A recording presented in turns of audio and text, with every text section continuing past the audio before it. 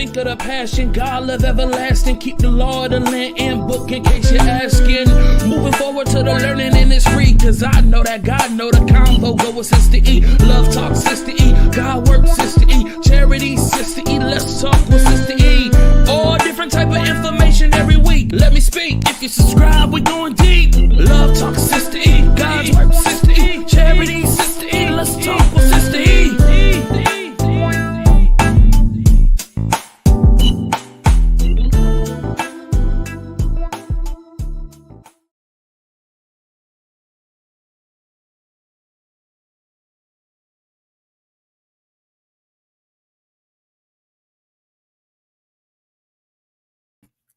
What's up, good people? What's up, y'all?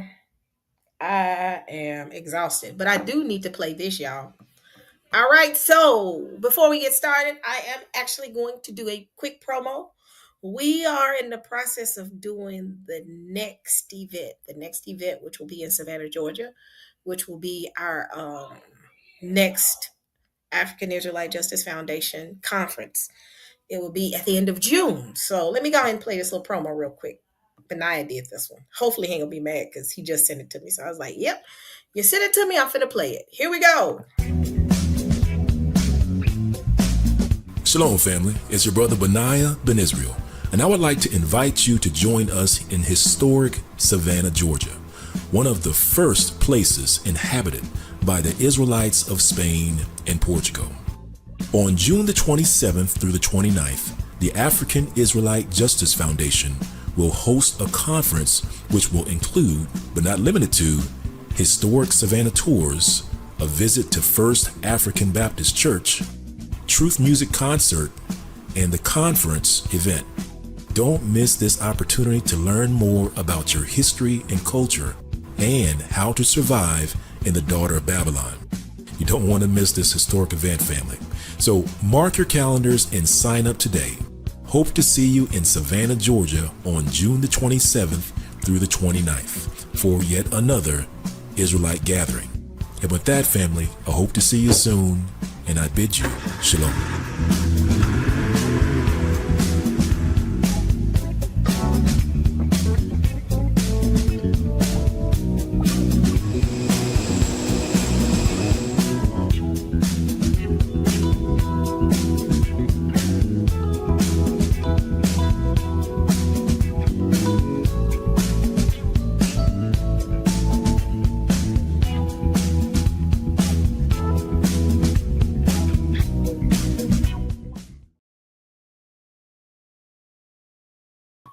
What's up? What's up? Hold on, y'all.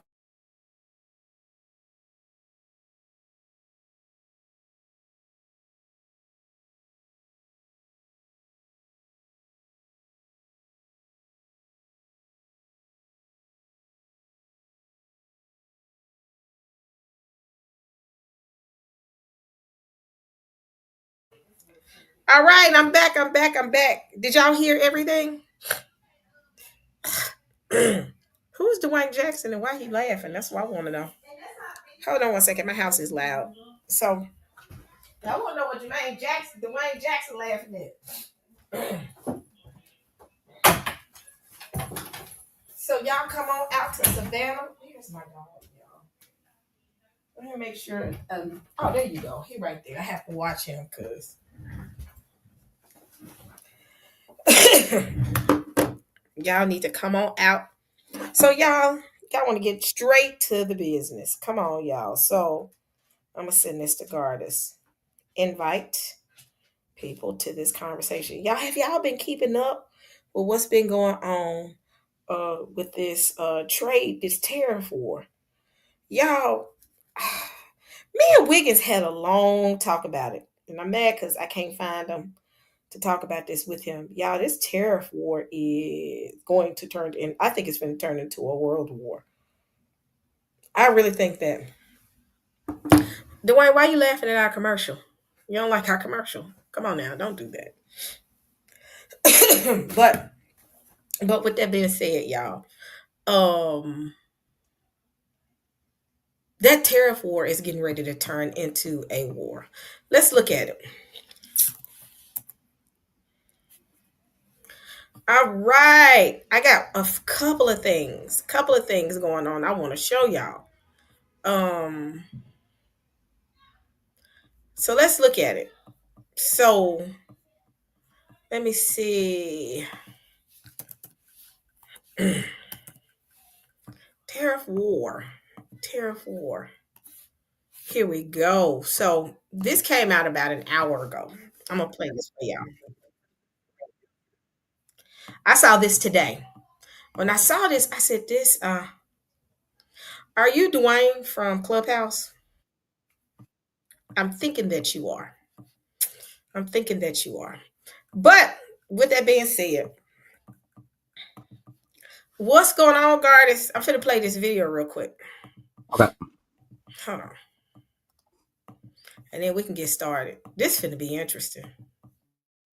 Saw this today.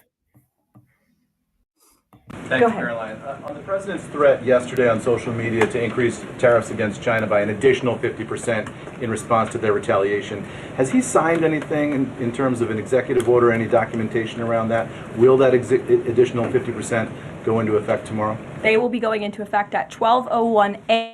tonight, so effectively tomorrow. Yes. Look, I just spoke to the president about this, and he believes that China wants to make a deal with the United States. He believes China has to make a deal with the United States. It was a mistake for China to retaliate. The president, when America is punched, he punches back harder. That's why there will be 104% tariffs going into effect on China tonight at midnight. But the president believes that she and China want to make a deal. They just don't know how to get that started. And the president also wanted me to tell all of you that if China reaches out to make a deal, he'll be incredibly gracious, but he's going to do what's best for the American people. So China has to call first?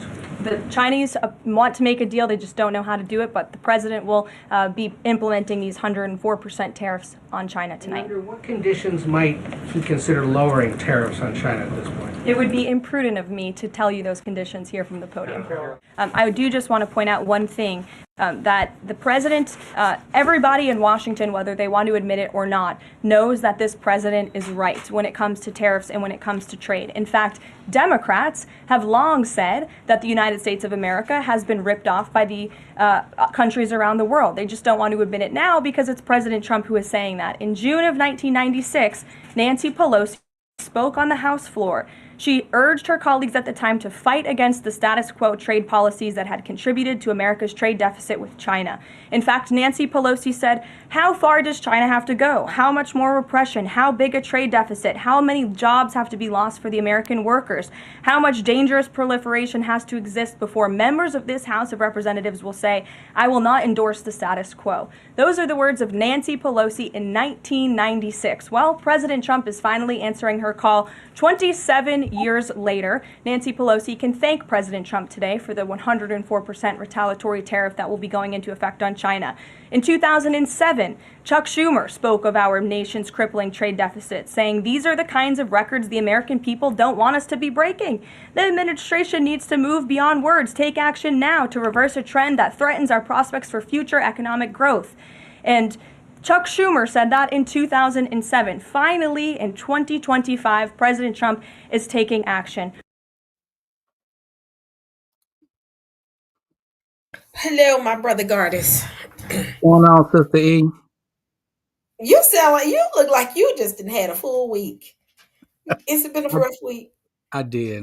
You look like you just like, I'm over it. I'm just ready for Saturday.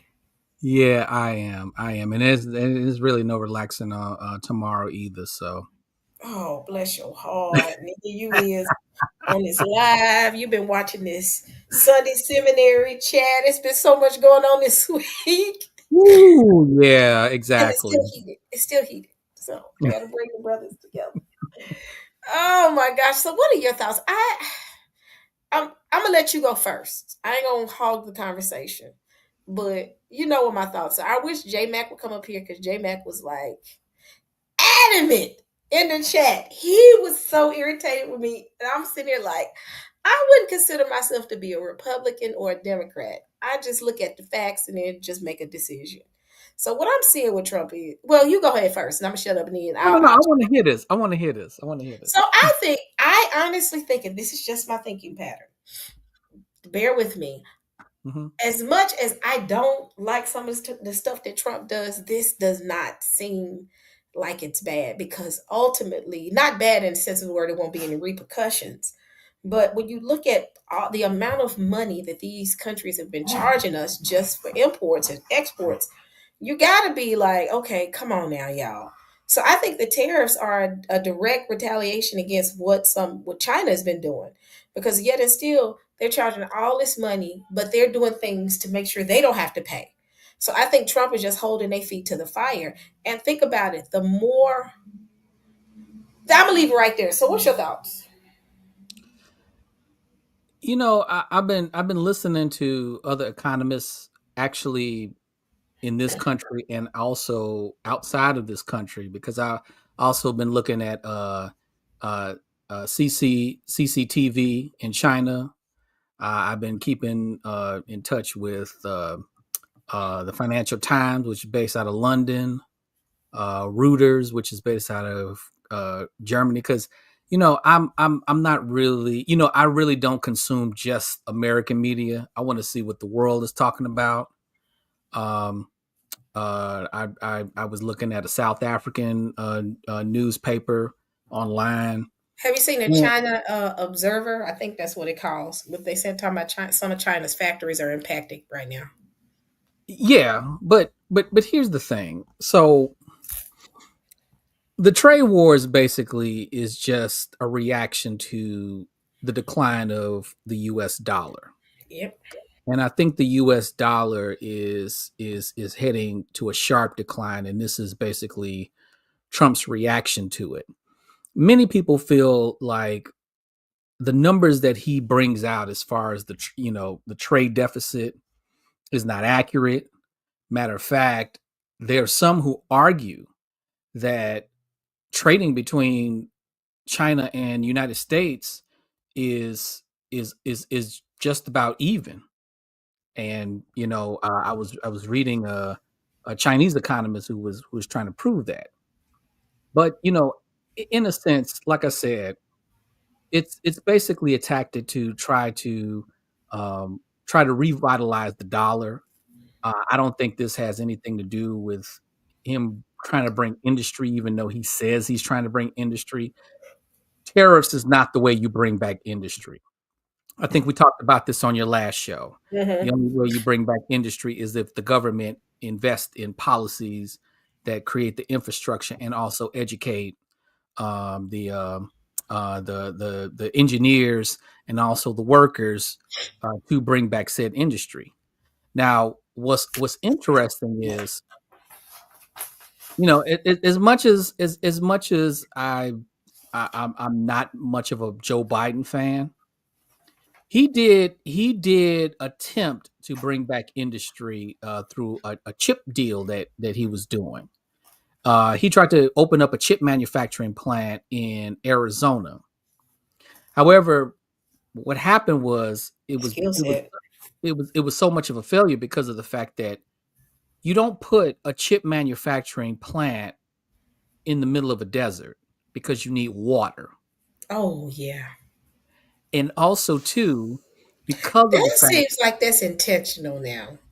I mean, look, I'm not saying he was successful in it, but at least he had a concept of of uh how to bring back industry, and he was doing it through a policy. And so he tried to bring back, he tried to put a plant in Arizona. And then another thing too, they didn't have enough workers or engineers that knew about manufacturing chips. So guess what they had to do? They had to import the labor from where? China and Taiwan, because they're one of the few people on this earth who know how to mass produce chips on a grand level. So I would say this, The skill to his, set.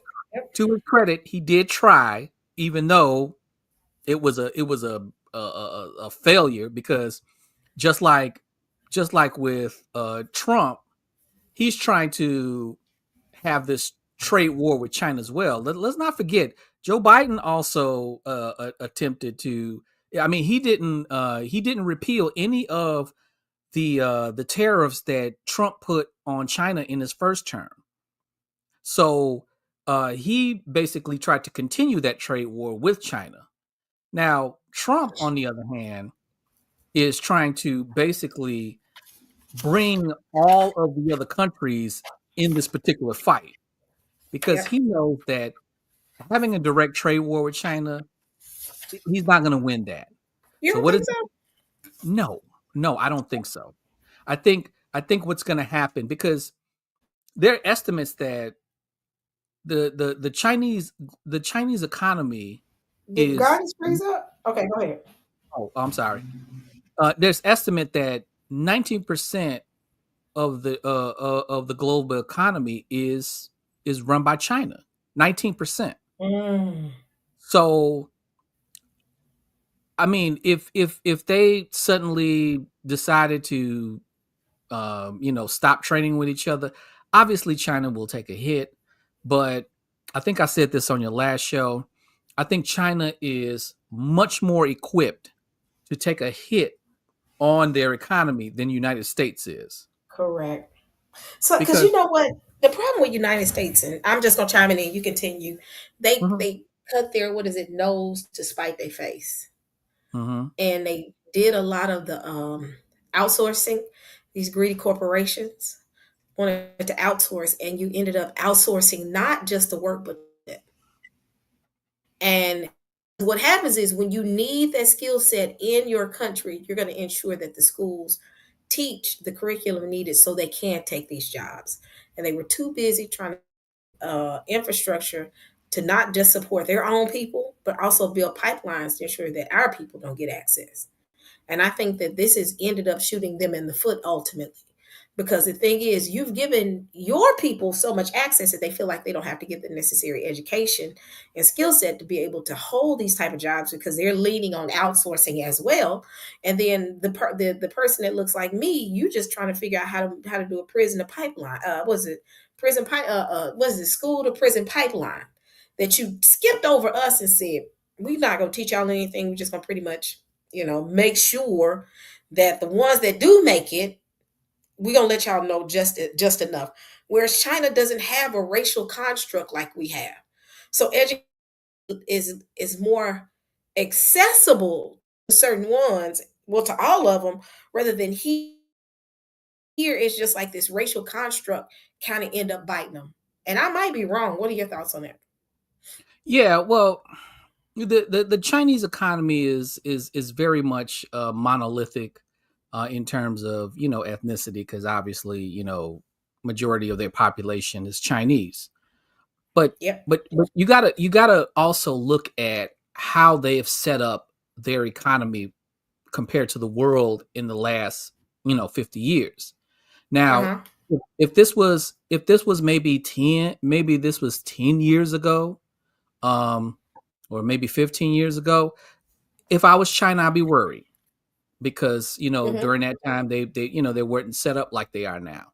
But because of the fact that China dominates the global supply chain, um, half of your products from Walmart is from China. Yep, because O- these Over, corporations outsource everything. yeah, probably over half. Yep. I'm probably giving a generous estimate. When you look at your car parts, when you look Outsource. at yeah, I mean a lot of it, even the American made cars, a Yep. lot of the parts come from China, Vietnam, or whatever Far East Asian company is in there.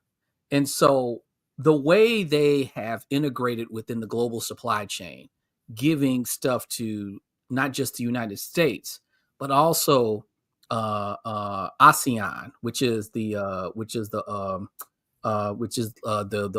forgot the acronym, but it's basically all of the Southeast Asian states like Vietnam and Indonesia and India, and these are actually economies that they're the fastest growing economy in the last 10 years. When you're talking about Indonesia, when you're talking about Vietnam, Vietnam. Yep. these economies are growing significantly along with China. So all of these growing economies are basically getting together. Uh, take for instance also Russia. Russia and China historically have been enemies, but because of the fact that the United States and the It's a European common Union, enemy. yeah, they have basically drawn those two together because of the fact that the United States uh, is not the lone superpower in the world. What's the So phrase? Enemy of my enemy is your friend. is your So friend. so now that they've drawn closer to each other, the trade between those two have actually boosted their economy. The reason why Russia didn't go into the tank when they put the economic sanctions on them because of the Ukraine war is because of the fact that they export to China. China buys a lot of their oil. China buys a lot of their products. And you notice, the United States basically attempted to sanction or tell countries not to buy from Russia. And you saw they blew up the Nord Stream pipeline, so Yep. Germany wouldn't get that gas no more. No, none of Europe could get that gas no more.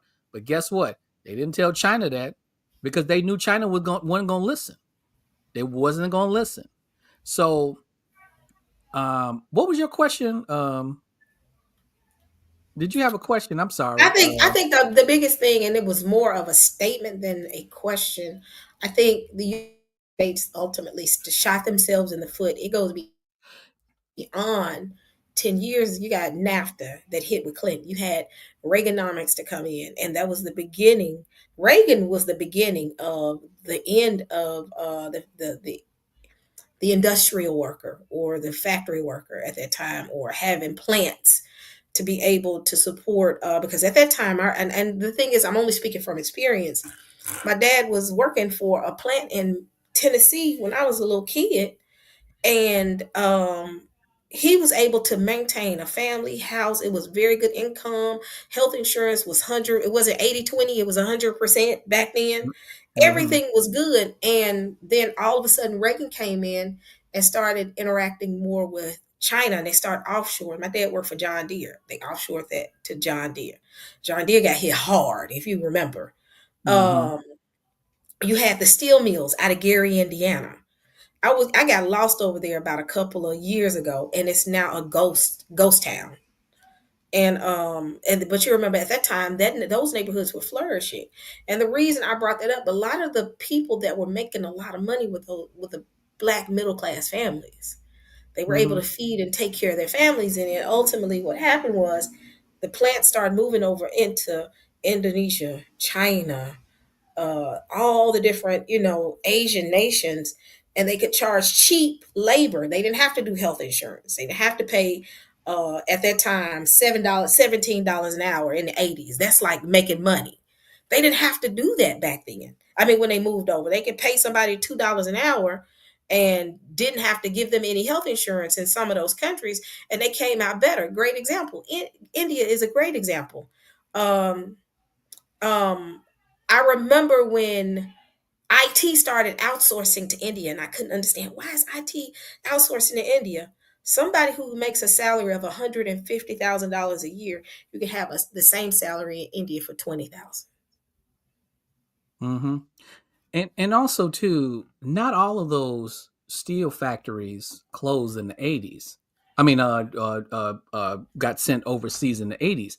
Some of them actually closed because if you remember too, United States in the 80s was buying their steel from Japan because if you remember, Japan was Yep. the threat in the 80s because just like China is now, they were manufacturing a lot of stuff, especially a lot of electronic parts. Yep. Electronic parts was their big thing. And you saw Japan become a very much rising economy. But then when the yen, when the you, what is it, the Japan currency started to get big, and it started to become more demanding than say the U.S. dollar. Reagan uh, decided to bring together He was saying something good, it and was you just froze up. Japan. How you said Reagan was starting to what? You froze up. I'm sorry. I'm sorry. So because of the fact that Japan was rising so fast, Reagan got Japan together, got West Germany, France, and there was another country that he got together, and they signed something called the Plaza Accords. Oh And the wow. plot in the Plaza Accords, This many why y'all, let me pause. This is why I like talking to Gardis. Because Gardis, come on, finish. She said Plaza what? the Plaza Accords. Many people feel like the Plaza Accords is the reason why Japan's economy had tanked in the 90s, because the problem was that because Japan was a rising power, the United States had to stop that, and because of the fact that they still had military bases in Japan, they still kind of had control of Japan because America has been occupying Japan since like World War II. Mm-hmm. So they had to stop that, and they signed the Plaza Accords, and they basically devalued a lot of Japan's economy and their basic currency. So Mm. so So so what's happening now, because um what's happening now is you're seeing something that many people thought that Japan was going to be the next superpower, if you remember. Now, there was a guy back in the 90s named Zygmunt Brzezinski. He wrote this book called The Grand Chessboard. And he talked about how it wasn't going to be Japan that was going to be the next superpower. He said back in 97 that China was going to be the next superpower. And wow. people had thought he was out of his mind because China at that time was a marginal country. Yes, they were a large country. They still had the most people, but they were still trying to develop their economy, and they were very much dependent on the United States, because if you remember, that was during a time where a lot of industry in our country was shipping factories over to China and getting that cheap labor. This is why we had a lot of backlash, because of the fact that there were many human rights violations that China was committing, because they were having children working in the sweatshops for like Yep. 12 or 14 hours a day, having women working in these sweatshops, and they were basically a country that was still dependent on the United States. But Zygmunt Brzezinski, who actually was, I believe he was Jimmy Carter's chief economist, had said and wrote that book, The Grand He's Chessboard, enough. that China was going to be the next superpower. And and sure enough, he was right. He was absolutely right.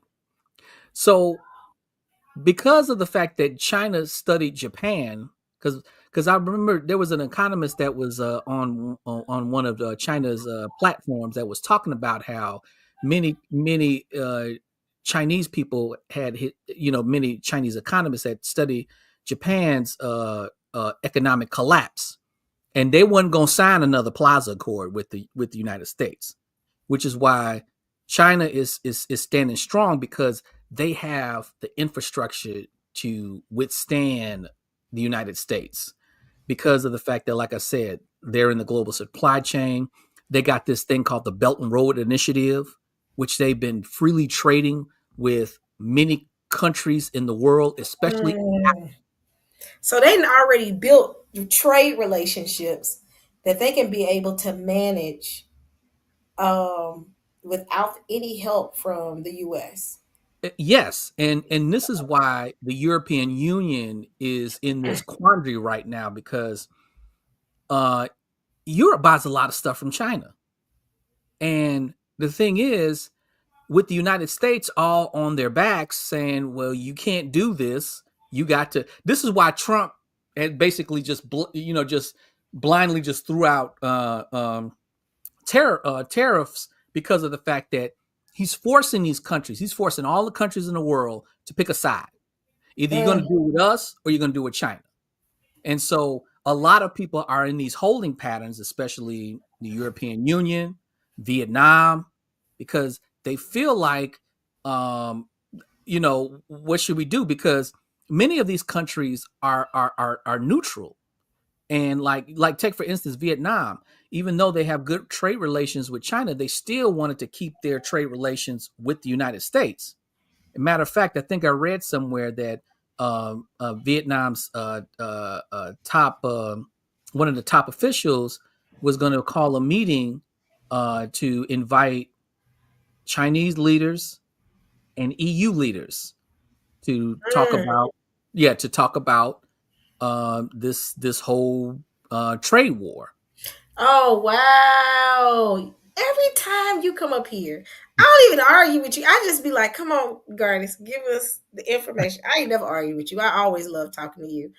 Um, so it seems like China has, and you can finish. I'm just throwing this out here. It seems as if, like I said a minute ago, China has built relationships and networks outside of the U.S. And due to those relationships, definitely with trade, U.S. has pretty much isolated themselves, and now the countries have to pretty much make a decision of U.S. or China.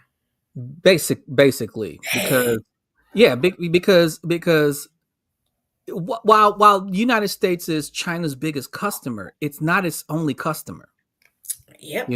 Now, like I said, they will get hurt, if they don't trade, if they don't export to the United States. But like I said, they've got several other countries, and also too the bigger issue, not just with China, but the BRICS nations, Yeah. Brazil, Russia, India, China, South Africa.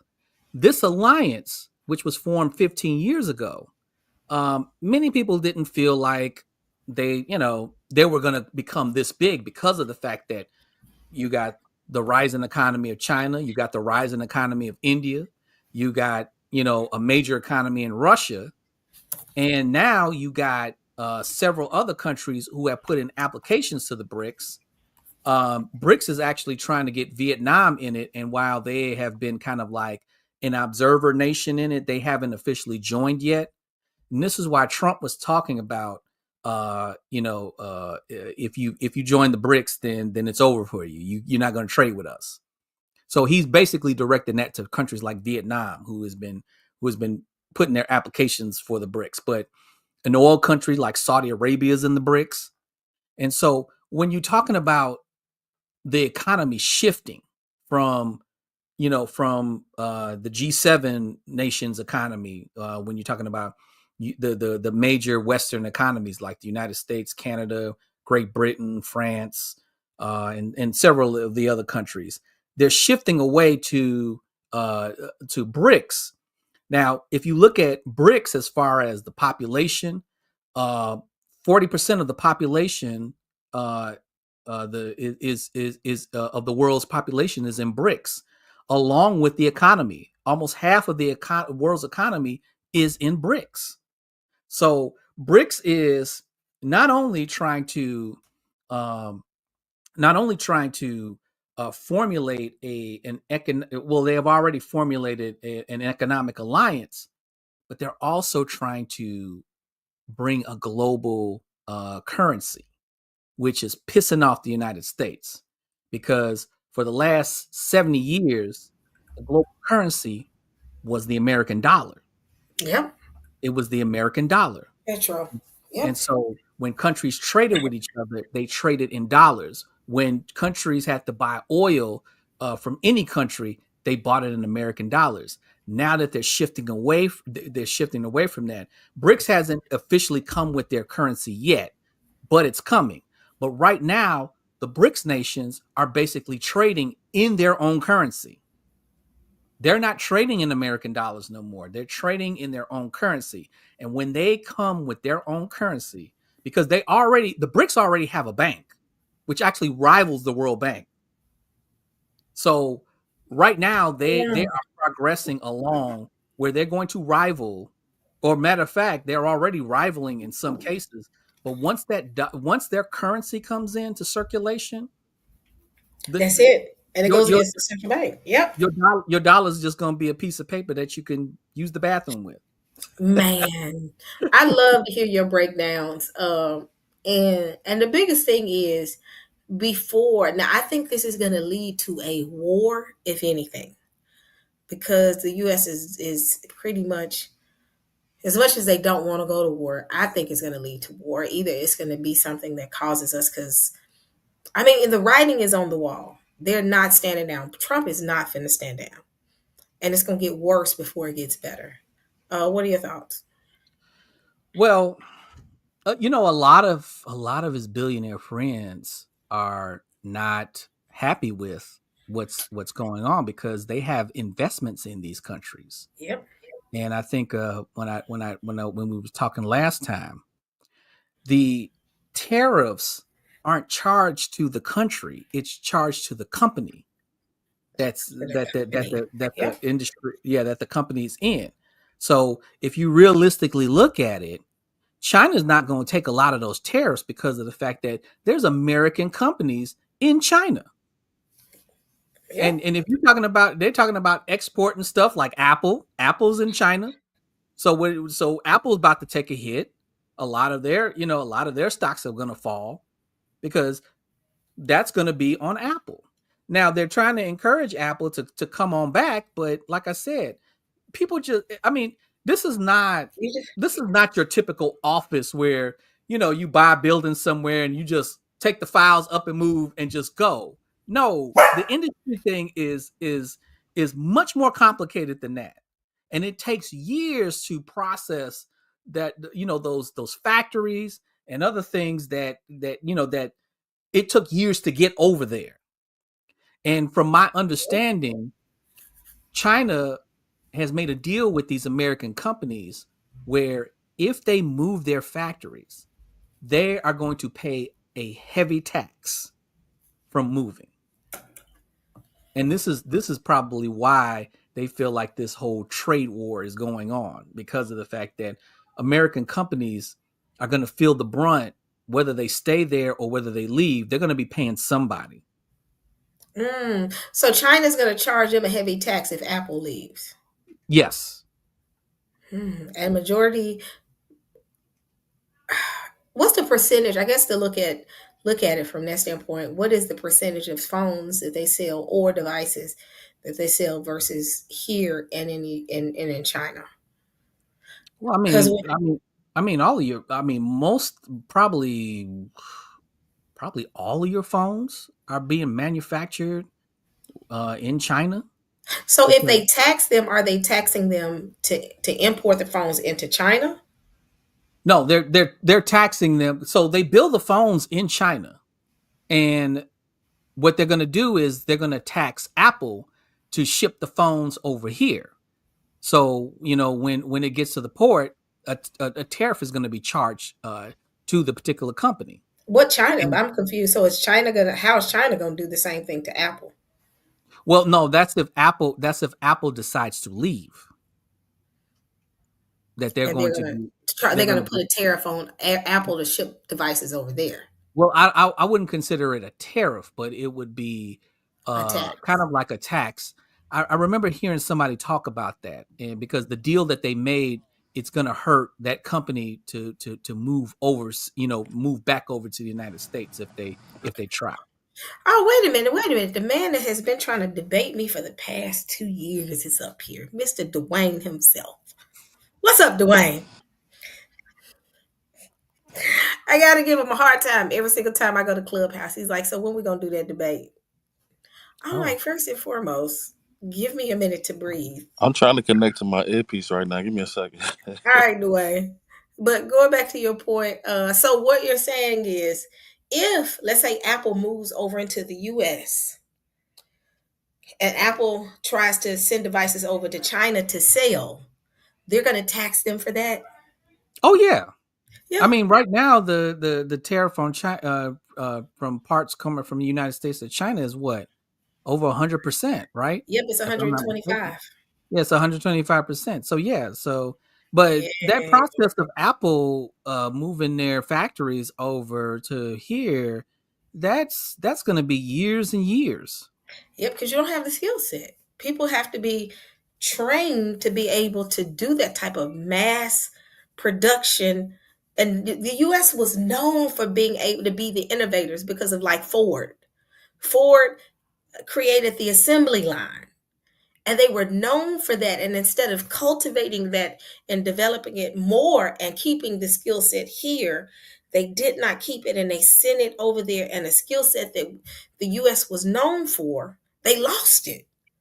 We were known for mass production. Like I said, Ford, I think was it Ford? Ford Carline created the assembly line Hmm. when dealing with putting cars together. And because they had their skill set and they knew how to do mass production, that skill set is no longer here anymore. And I get what you're saying, it's going to hurt them now, because if they come over here, they're going to have to look at the skill set and say, okay, what are we going to do? They have to pay to train people, and then the margin of error is going to be high when you first put them out there. So what, And I mean, what are you thinking? and well, here's the thing too. Mike, what's up? I forgot what's going on, Mike. Hey, Mike. Not too much, you guys. I'm just kind of listening because I'm not really knowing a whole lot about this. But I'll give you my theories. I'm just going to listen a little bit more, okay? Okay. Okay. So yeah, I mean, assembly line stuff you just don't build that stuff in a day, and you don't move it. You don't move it overseas in a year or so. It takes a couple of years to do all that, and it benefits Apple to build iPhones in China because remember I was telling you about the Belt and Road Initiative. The Belt and Road Initiative has trade ways to Africa Oh, because they have free trade agreements with Africa, in particular the Congo, where most of your iPhone parts come from, like coltan. yep. You can't get coltan in the United States. So You can Africa only get it can from that. lock them down from getting any type of resources to build a phone. So pretty much China has put a lock on that. So yeah, so if you want to really build iPhones here, yeah, you will be trying to get parts from Africa because that's where most of the minerals come from. Wow. Wow, the US has told, I didn't even see it like that. The US has, it's not the purchase as far as us being the biggest consumer. We don't have the relationship nor the trade agreements that China in a quiet place was being able to build. While we were so focused on things that we didn't need to really be focused on, China was able to go build relationships with Africa. I want to say all the Can I speak countries for a that, second? huh? When you're done, can I speak? Yeah, yeah, yeah. So all the countries that we consider to be third world countries now have made an alliance ultimately. Hmm. Hey, woo! What's going on, Dwight? What's up? What's up? How you doing, I'm Sister good. E? I see you still running from me from the debate, but it's Oh, we cool. can It's all right. schedule. I got my first debate with Nitsa, so after I get done with Nitsa, you next. I'm just messing with you anyway. So, I disagree with a lot of things that was said up here. Okay. Um, and this is why I disagree. Um, America is China's biggest customer, right? I'll say this one more time. America is China's biggest customer. A lot of the products that China make, uh, Chinese people don't buy or use, right? So China is relying on their friends. I mean, on the people who deal with China. But China has built up a bad reputation of uh, uh, not putting out fair trade. Okay, they will sell you their goods, but when it comes to you selling your goods in China, we ain't having it. Okay, and China is not, other than the major cities. um, China is not America, right? America is number one for a reason. And the reason why we're number one is because of our economy. Americans like to spend, spend, spend, spend, spend, right? And the only weakness that America has is that we don't have all of the minerals we need to make all our products. Um, but one thing that, and I agree with you guys, China has been going to Africa and building up on those relationships. but China has also been misusing those relationships, and a lot of African countries wish they never took certain deals for China because those was losing contracts for China. Um, and this is one thing that I hate that our country has not been taken advantage of is the fact that America, even though it is a majority Caucasian country, but America is a mixed country, right? So we should be in every nation making deals and doing what China was trying to do, right?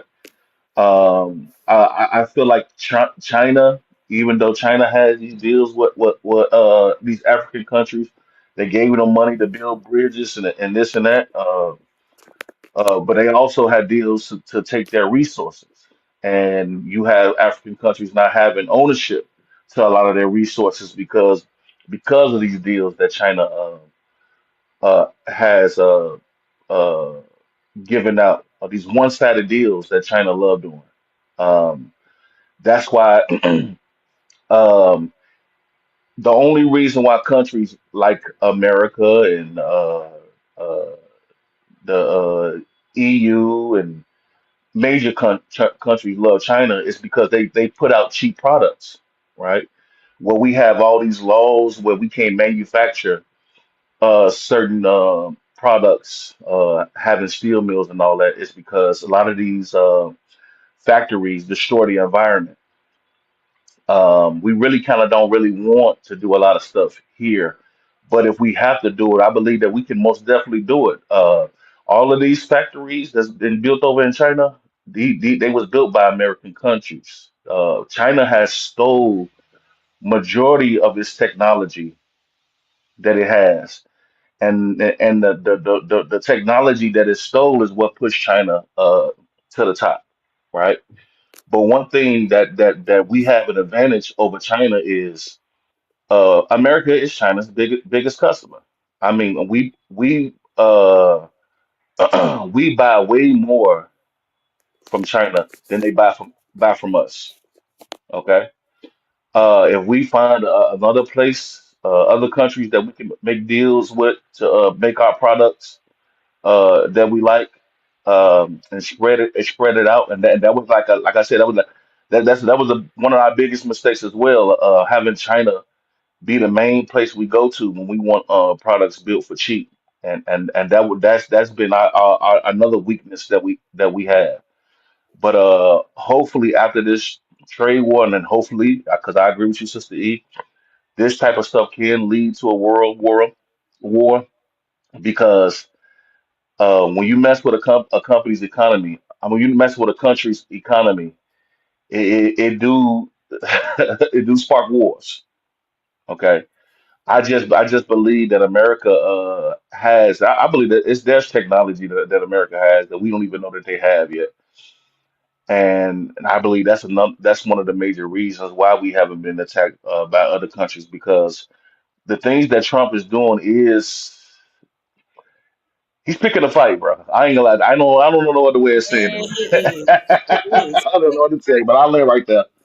Okay, I'll speak now. Um, um, American quality of products um, is trash compared to what's coming from China in terms of the quickness, uh, cheap builds, and different things like that. America has chosen to not pay its workforce livable wages across the board. Cut the middle class out. Yep. And so, and then you have a lot of Americans, such as myself, it's just from disillusions to just don't care about this country anymore, because it keeps doing the same things. It does it. How many times you got to prove to me that I ain't shit to you? That's how I feel about America. And at this particular point, I'm at return the favor. You know, I I'm a Persian Gulf War veteran. I got uncles that were Tuskegee Airmen. My grandfather was a Buffalo Soldier, and it don't mean nothing to this country. You know, yeah, we have made some gains and strides as a personal family to have some things, property for the most part, and trying to keep that and um, maintain it and manipulate it and be responsible for it. But man, when it comes to me getting my segment of it, I'm looking for where I'm going. I mean, for real, to hell with America. I feel nothing for it because it feels nothing for me. Um, yeah, that's pretty much where I am today. I don't see this country um making a U-turn. I don't see this country coming out of this. I see a civil war as well as a world war, especially with somebody like Trump and so many people that back him. Even with the new numbers, you're still talking about a good two-third. I mean, shoot, 40, but somewhere between 40 and 50% of white people prove that they feel just like he do. Uh-uh. After, I mean, mm, I see that's what you're just where I'm saying, at. Mike. Man, I see what you're we saying. too much. My people say things like my grandmother when she was alive. She used to say that the black man is the best friend that the white man or black people are the best friend white people ever had, and they just keep shitting on us. Oh, let's shit on them some more. Let's see how much shit we can smear on them before something changes, or what are we supposed to do? It's like we're backed into a corner and we have to support them. Nah, I'm not. Um, I'm just trying to figure out whether I stay or whether I'm go. What I'm going to do as a person um, with a little bit of means. I guess it's going to be because my people aren't like me at this point, and y'all know, especially Gardis and Sister E. Y'all know I didn't talk like this 5 years ago. Y'all know. No, you didn't. I You was I No, didn't. was yeah. I was not like this 5 years ago, but so much has happens and keeps happening. And after I'm gonna be 56 this year, man, how many cheeks you supposed to have? How many cheeks you supposed to have for this country and looking at the other side? And it's like brother Jeffrey had posted a thing about what were we like, what were our thinking patterns, what were our communities like before we ever interacted with Europeans. I want to know, and I want to go back to something like that because they have not. The trade off has not benefited us um, as much as we have been a benefit to them, and they expect us to continue to be like that. And I'm like, ain't that a bitch? Excuse my language. I know I'm cussing a little bit here on this particular. I know, and I know y'all. This ain't. Y'all might say this ain't my character. I'm just That's why I reestablishing was it. We, shocked. I was looking yeah, like, I don't. hold on. I tried, Sister E, But you and I know and what? I I know. could hear it. I could hear it, Mike, because I remember when we used to do Sunday seminary, and you had a heart for people to Yeah, come together of all colors. yeah. And but you loved your people. You always made your people I do, important. and I do have still some levels of empathy towards other races in that way. But I watched again. I saw I'm not Martin. What's his name? Muhammad Ali.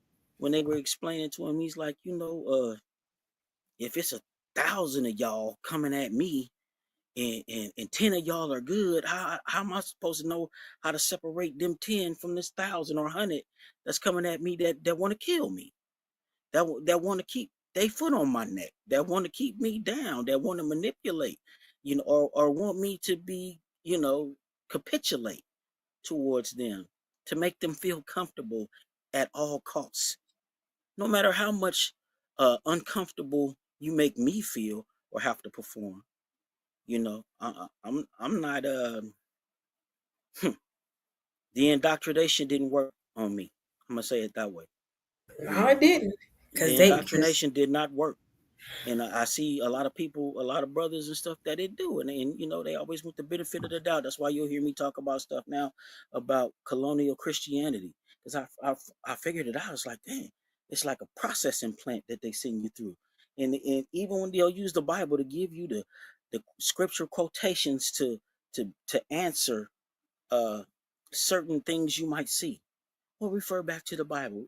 It's just it's not that the Bible is wrong. It's that they have used it in a way to keep you complacent to they bullshit, you know. And I just can't continue to do it. You know what I'm saying? I feel you. I feel you, Mike. I can hear it in your voice. Like I said, you sent me a goddess no because back in Hmm. the Yeah. day, that Sunday seminary days, you know, Mm. you I were, do. I do remember that. you were trying to extend that olive branch. Where I was like, cut the olive branch in half and burn Yeah, it. it's funny because we still. It's funny because with us, as far as I'm concerned, or some of the core members of Sunday Seminary still are pruned the same way. I mean, there's a natural cut on us to be. When I go out today, I was out. I'm nice and I'm friendly, but um, today if you rub me wrong, you know, I notice it now, and I can't hide it as much as I used to. I can't give you the benefit of the doubt all the time, because uh, you expect it. You expect me to be the one to bend over for you, When just it because comes to how this, you feel about black people in general. They're supposed to acquiesce to you. They're supposed to be nice to you. They're supposed to take your stuff, and and maybe we are as if uh we are the chosen people in that way, and but it's hard right now. I'm It's very difficult at this particular moment in history for me to do that. And I am wondering if my heart has been hardened. I'm wondering. I hope not.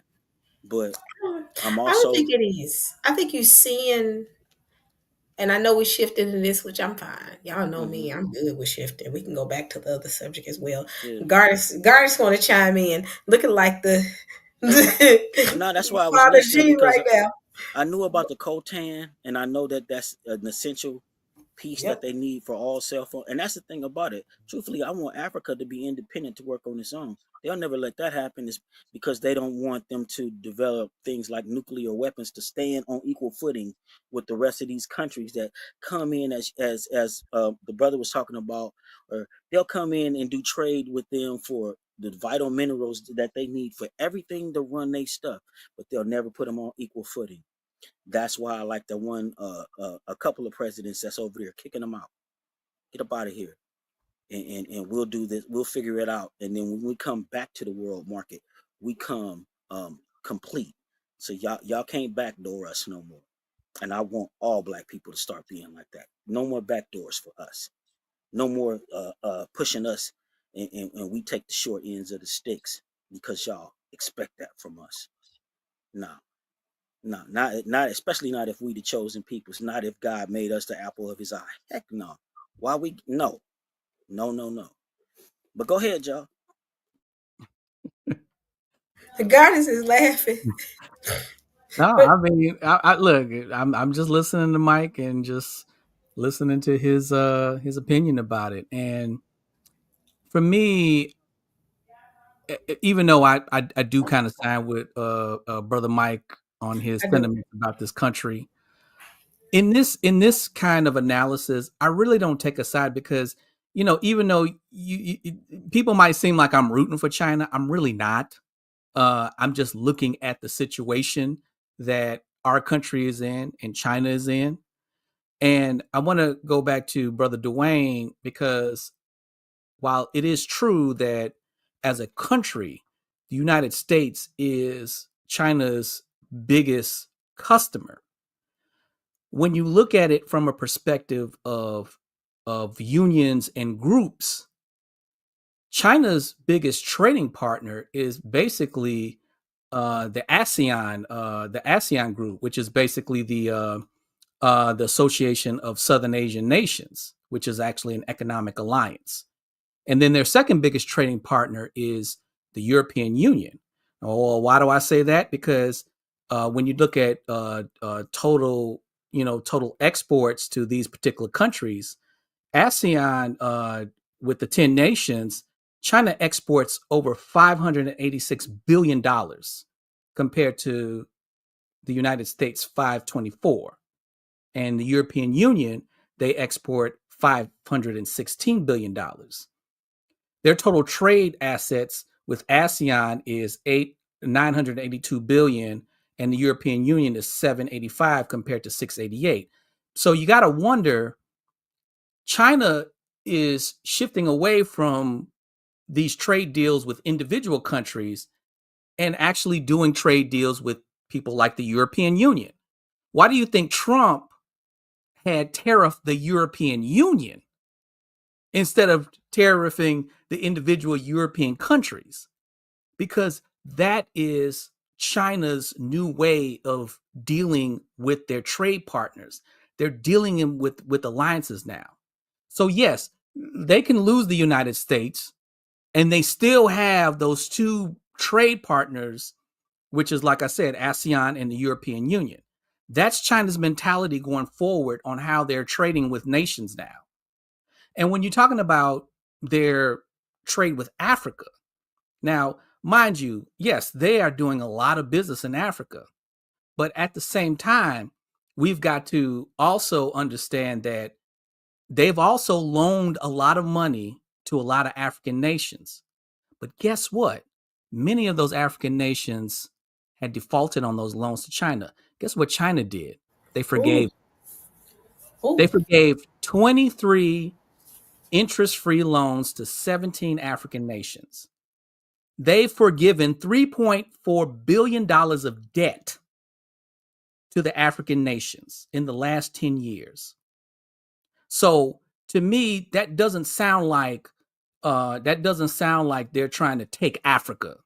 Because if that was the World Bank, and actually the World Bank has made loans to these African nations and they defaulted. And so what did they do? They went in and took over their resources.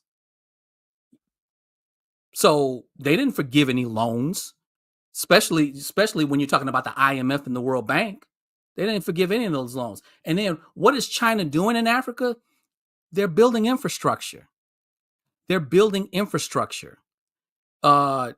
Ethiopia just developed a high-speed railway, which Chinese engineers came and helped them develop it. So this is what they're doing in Africa. They're actually building their infrastructure instead of colonizing them and taking their resources and also enslaving the colonies. You don't see Chinese people doing that. You saw Europeans and Americans coming in and just doing whatever they want to and basically raping those countries. And so when you look at that relationship, it's not a colonization relationship with Africa. And just like with any business, yes, they're gonna take their share of certain things, but they're also giving to these countries. They're giving back to these countries. Like I said, they're even forgiving the loans that most of these African countries have defaulted on, because they probably can't pay it because of the loans that they're paying back to the IMF and the World Bank. So this relationship is not the same. And so and then when you talk about Africa, so I think Mike was talking about it, and you look at how Africa is also aligned as well with Burkina Faso and Mali, and they're forming this thing called the Sahel Alliance, which is not supported by the United States, but it's supported by China, Russia, and all the other nations that goes against the United States, because they know that those countries who have been colonized by white Europeans for years are finally standing up to them and say, no, you're not going to take our resources. You're going to pay for it just like every other nation. So, and then you got, countries like Nigeria, who's still mentally colonized by the British, who are, going up against the Sahel state. But at the same time, the Sahel states are doing something that that the whole entire continent of Africa should have been doing years ago.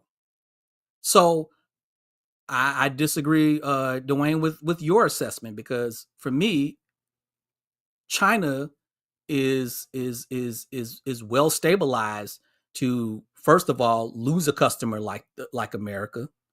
And like I said, they will take a financial hit, but it ain't gonna hit as hard as if China cuts us off. That I agree with. And the only thing I was trying to add earlier is it seems like with the Asian communities, they have little satellites. And they're building their own second homelands in different places, like in Los Angeles. Where they are, they're building their areas. And they pretty much have a good control of those areas. Um, as far as the infrastructure and different things of that. They have their banks out here, and they can always reach back to the homeland for more finances to continue to to to grow. And I guess that bothers me that we don't have that or access to that. Um, but I just wanted to say that part too is just out here in California or Los Angeles where I see where the Asians are, um, especially the Japanese and the Chinese. They have their own communities that continue to expand, and they got some of the best communities or some of the best real estate too.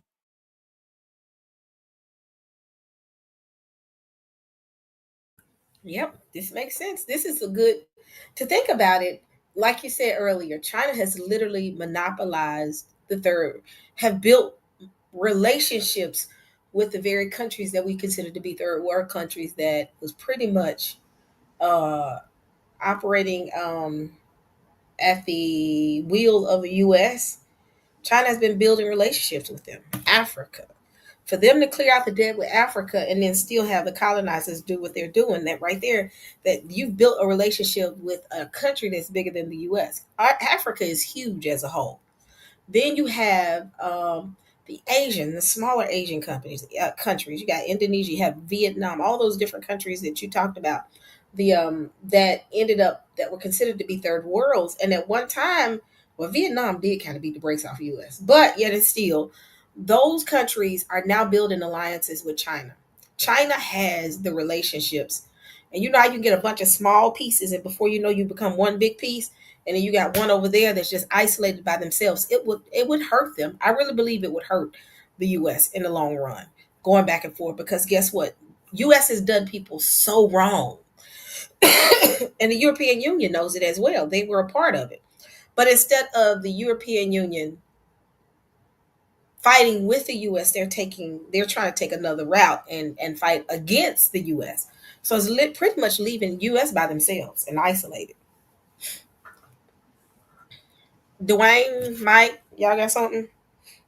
No, I just agree with what you said, and that America has been the bully on the block for so long that this is why it's isolated. This is the same reason that them twins, one of them ain't here.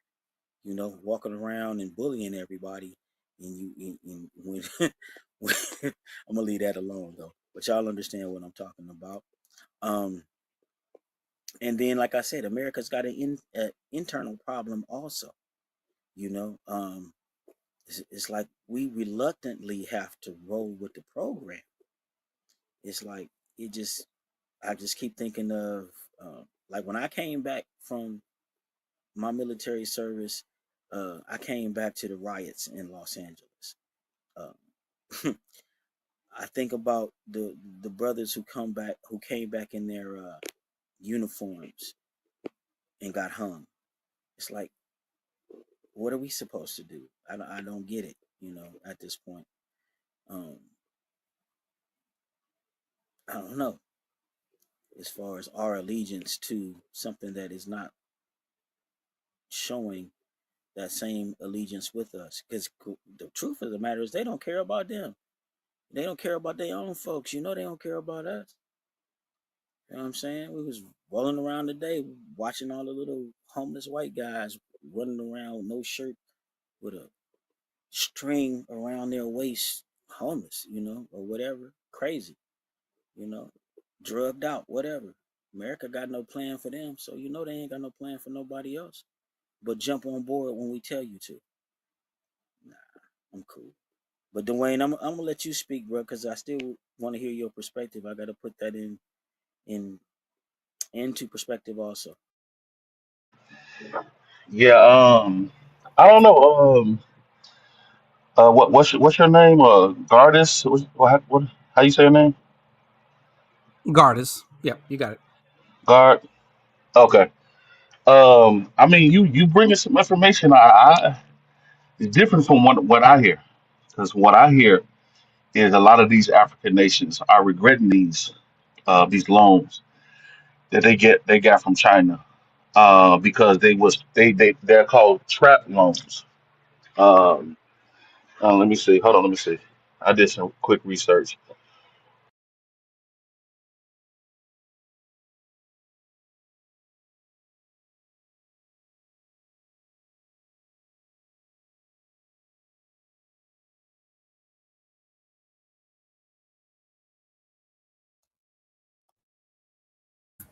Okay, while he doing some research, anybody else got anything to Oh, add? And the link oh, I pinned I, it.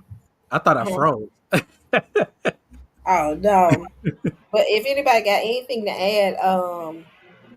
add something to this convo, because again, this tariff war, I've been kind of watching it, and like I said, US's ego is gonna get the best of them, and they're gonna go to war with China. And it's gonna be Trump that's gonna push a war. As much as he don't want to go to war, he's put himself in a position he don't want to be deemed as if he ain't capable of fighting a fight against China. Because right now you're dealing too, as well as if I'm the biggest dude on the block, I'm regardless of the fact that this other person might scare the brakes off of me, I can't let them know, because guess what? I'm gonna lose that name in the street. And that's literally what's going on. Where I see Trump is like trying to maintain that assertiveness as being a superpower, and really we don't have the money nor the resources to be a superpower. Now, not since we owe everybody, but Trump more is like Nero to me watching Rome burn. You know what I'm saying? He's sitting on the he gone.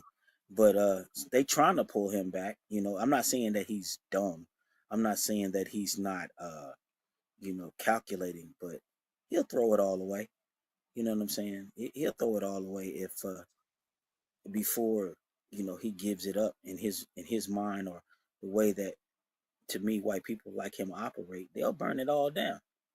You know, I'll take my ball and go home. That's the kind of people that type of European to me is. Not saying that other people of different ethnicities can't be that way too, but definitely him. Everything about him has been trained to not take a loss, or not. Since he was a child, he throw a tantrum whenever the stuff that I've seen. He throw a tantrum and was very mean to his brother, and all these different things. Nobody he entitled. Uh, and these are small words to use to describe him. And so he don't care.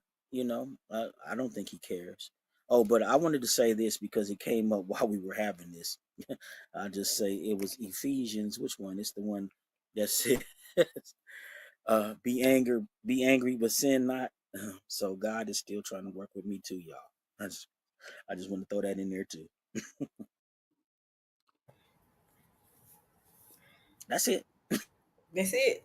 Man, Mhm. hold on. Let me play this video while Dwayne is looking up his stuff. Now, somebody sent me this video, and I'm gonna play a little bit of it. And y'all tell me what y'all's thoughts are. Actually, Mr. Wiggins, Santonio sent me this. Hold Wiggle, on. wiggle, Winnie, wiggle, Winnie, Wiggle wiggle, wood. Wiggies. That's right. That's what they call him on Clubhouse. Wiggling Wiggins. So hold on. No, that's what Don called him. Hold on.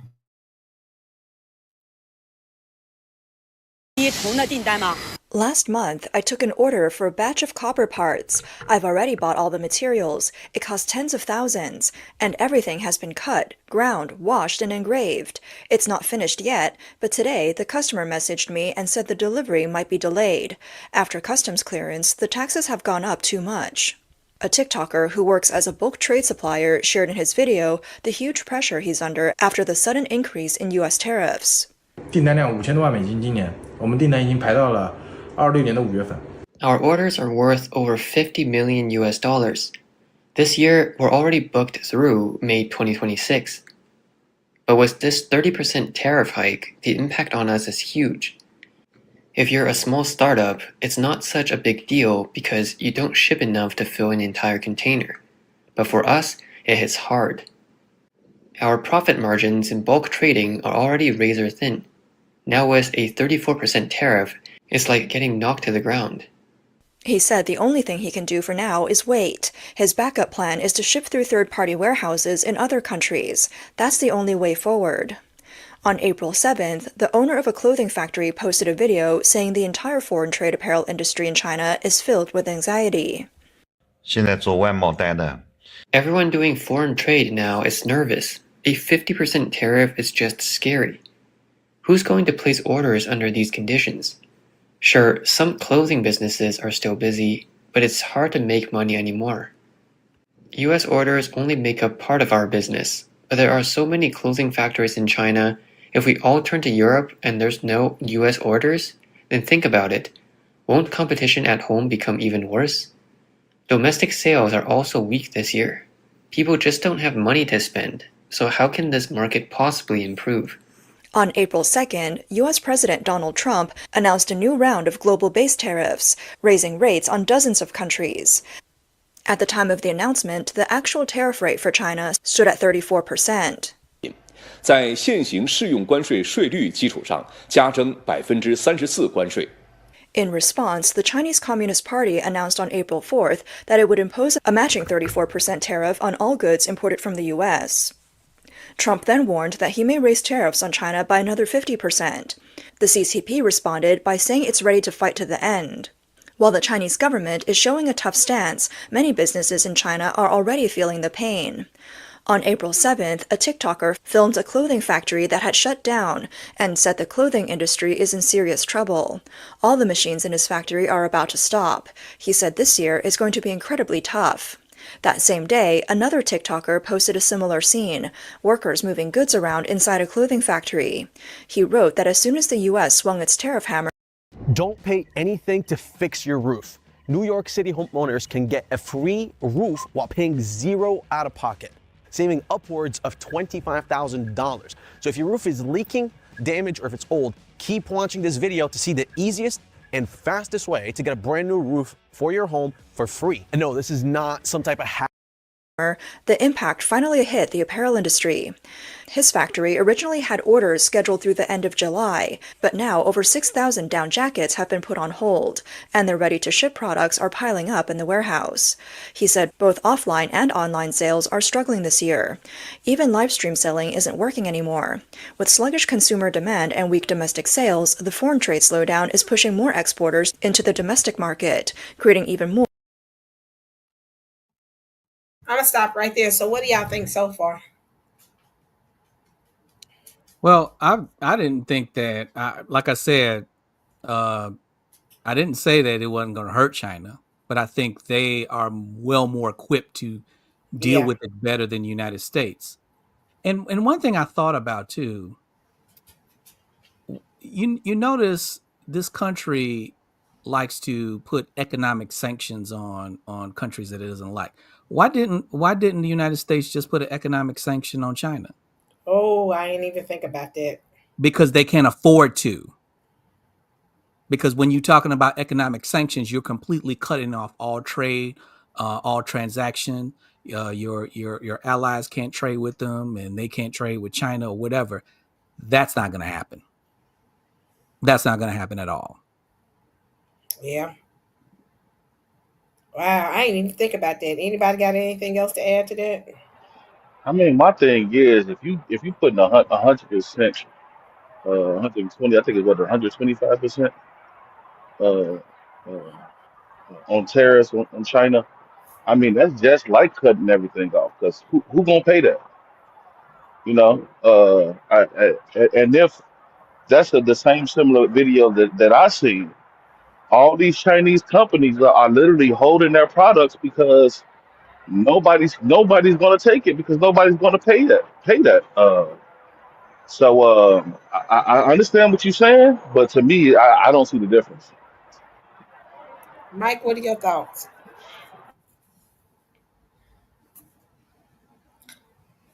Okay, I'm gonna keep playing, but I see everybody's side. But I think I'm leaning towards both sides because I see what Gardis is saying. I think what Gardis is saying in the long run, because we're looking at short run and long run. Short run, people are impacted, and we know in economics, you're gonna always have a short run effect dealing with economics. But you got a situation where in the long run, how are they gonna look?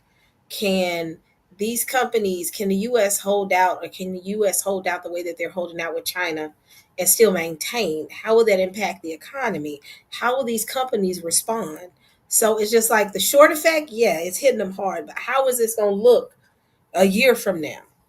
Because I'm telling you, if they keep doing this is going to lead to I'm talking about a full out war, because you're dealing with the country's money and economics. And I don't think the companies are going to push back on this war. So anything else before I move on with this video? All right.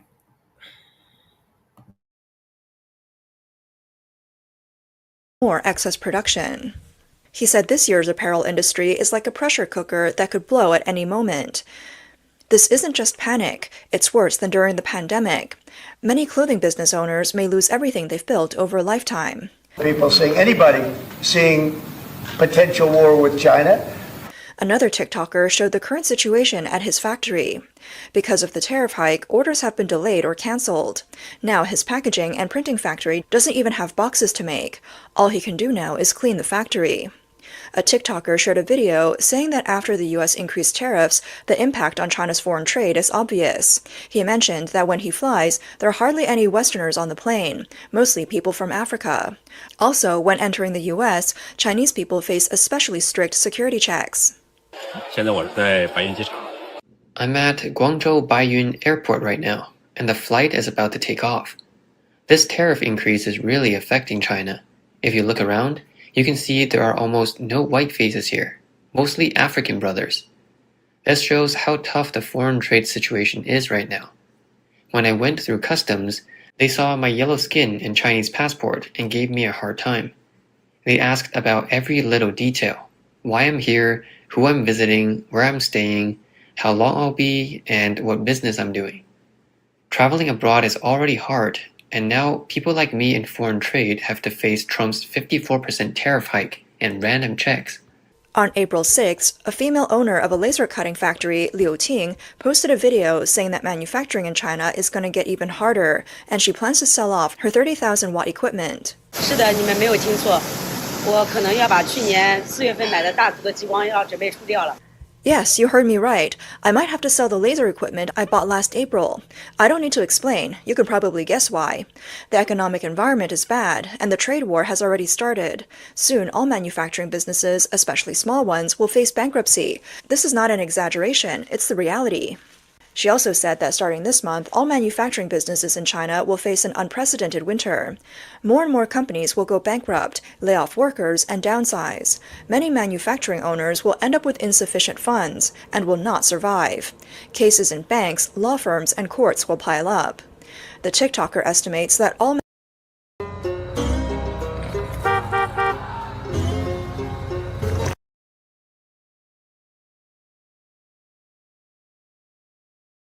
in an anxious, confused, and helpless state. Particularly for factories that relied on foreign trade orders, the shrinking foreign demand and declining domestic demand are making it difficult. Many small business owners can't sleep because of worries and fear.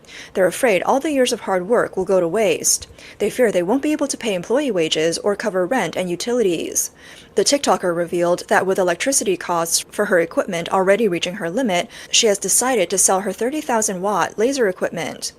On April 8th, a TikToker from Zhejiang shared a video saying that she suddenly realized the U.S. tariff increase has also severely impacted non-exporting manufacturers. 浙江这边的厂，这个关税加上去之后。 How big of an impact has the tariff increase had on local factories in Zhejiang? I run a small factory and don't deal with foreign trade, so I'm not sure how much it would affect me. But I've noticed that my upstream suppliers who export raw materials haven't received any orders for a long time. Not even one container has shipped out. When they can't get orders, They try to switch to domestic sales. Now people at their factories are still working non-stop, running around to try to make domestic sales. So when they get involved in the domestic market, doesn't that just drag the domestic factories into it too? Everyone's getting caught in the spiral, and in the end, we'll all collapse together. The impact is really huge, and some people probably haven't realized it yet. Whether it's the impact on their foreign trade or on our factories that don't deal with foreign trade, it's all very significant. On April 7th, a TikToker from Foshan visited a newly built factory district and recorded footage of the vacant and neglected factory buildings. He said, "Look at these factories that were just built last year. Now I can't even find a single person. There are no cars or people on the road. Some of these factories are single-story and others have multiple floors. The landlords spent nearly 1 billion yuan to build these. Just a few years ago, these beautiful buildings were all leased out by middlemen. You had to wait in line to rent a factory space. But now, there isn't a single customer coming to view the space. The new factory buildings behind me haven't even been renovated yet because the landlords are afraid of spending money if no one rents them. With the manufacturing industry in decline, every industry is struggling." He recalled that some Chinese companies moved to Southeast Asia to avoid the US-China trade war a few years ago. Now, this new wave of tariffs is a heavy blow to those companies because some countries have even higher tariffs than China. He questioned where these companies should go next: stay in Southeast Asia, move back to China, or shift to Africa. On April 7th, Ms. Gong, a manager of a Bluetooth headphone export company in Guangzhou, told Radio Free Asia that most companies in Guangdong that used to trade with the US have stopped accepting orders due to tariff barriers. She said, "I had dinner with people from the industry yesterday, and they told me that they used to export products from Vietnam to the US. Now most of those orders have stopped. They're not taking new orders. They're just waiting to see how serious the situation will get. Right now, we know that foreign trade companies in Guangzhou and Guangdong are temporarily not accepting orders." Ms. Gong also mentioned that a Hong Kong company near her recently moved its factory to Ho Chi Minh City, Vietnam, and is currently hiring Vietnamese locals. However, the sudden increase in U.S. tariffs has put the factory in a difficult position. She said they just built the factory in Vietnam, and now they're about to start operations. But now the U.S. has increased tariffs by 46% on Vietnam, so it's impossible to avoid the high tax rates. The investment they made earlier is now wasted. According to Trump's announced plans, the U.S. will implement differentiated tariffs on different countries and regions, with China at 34%, the EU at 20%, Taiwan at 32%, Vietnam at 46%, Switzerland at 31%, the UK and Brazil at 10%, and Japan, South Korea, and India at 24%. Additionally, Trump announced a minimum 10% tariff on all goods entering the U.S.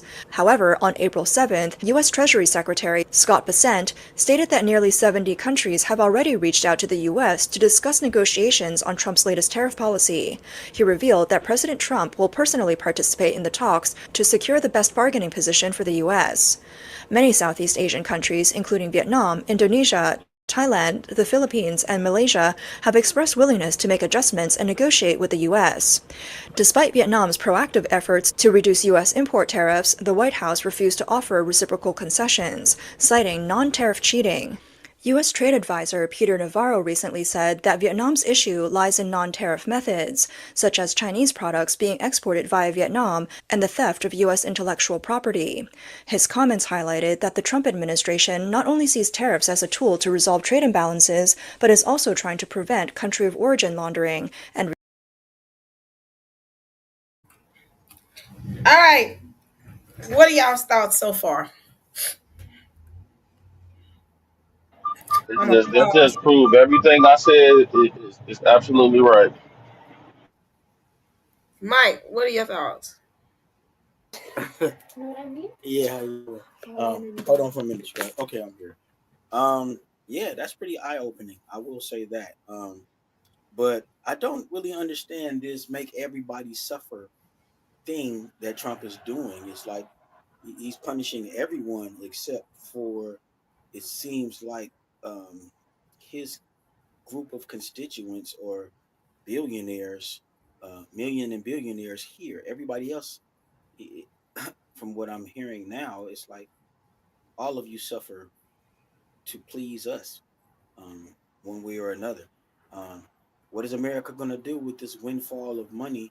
It's already seems to me to be promised to the billionaires for tax cuts and different things of that nature. So I don't see um, I don't see the benefit for the average American in anything that they're doing, and we haven't even heard the retaliatory, um, or I don't understand the retaliatory um, things or implements that I would imagine these countries would have back towards us as the United States.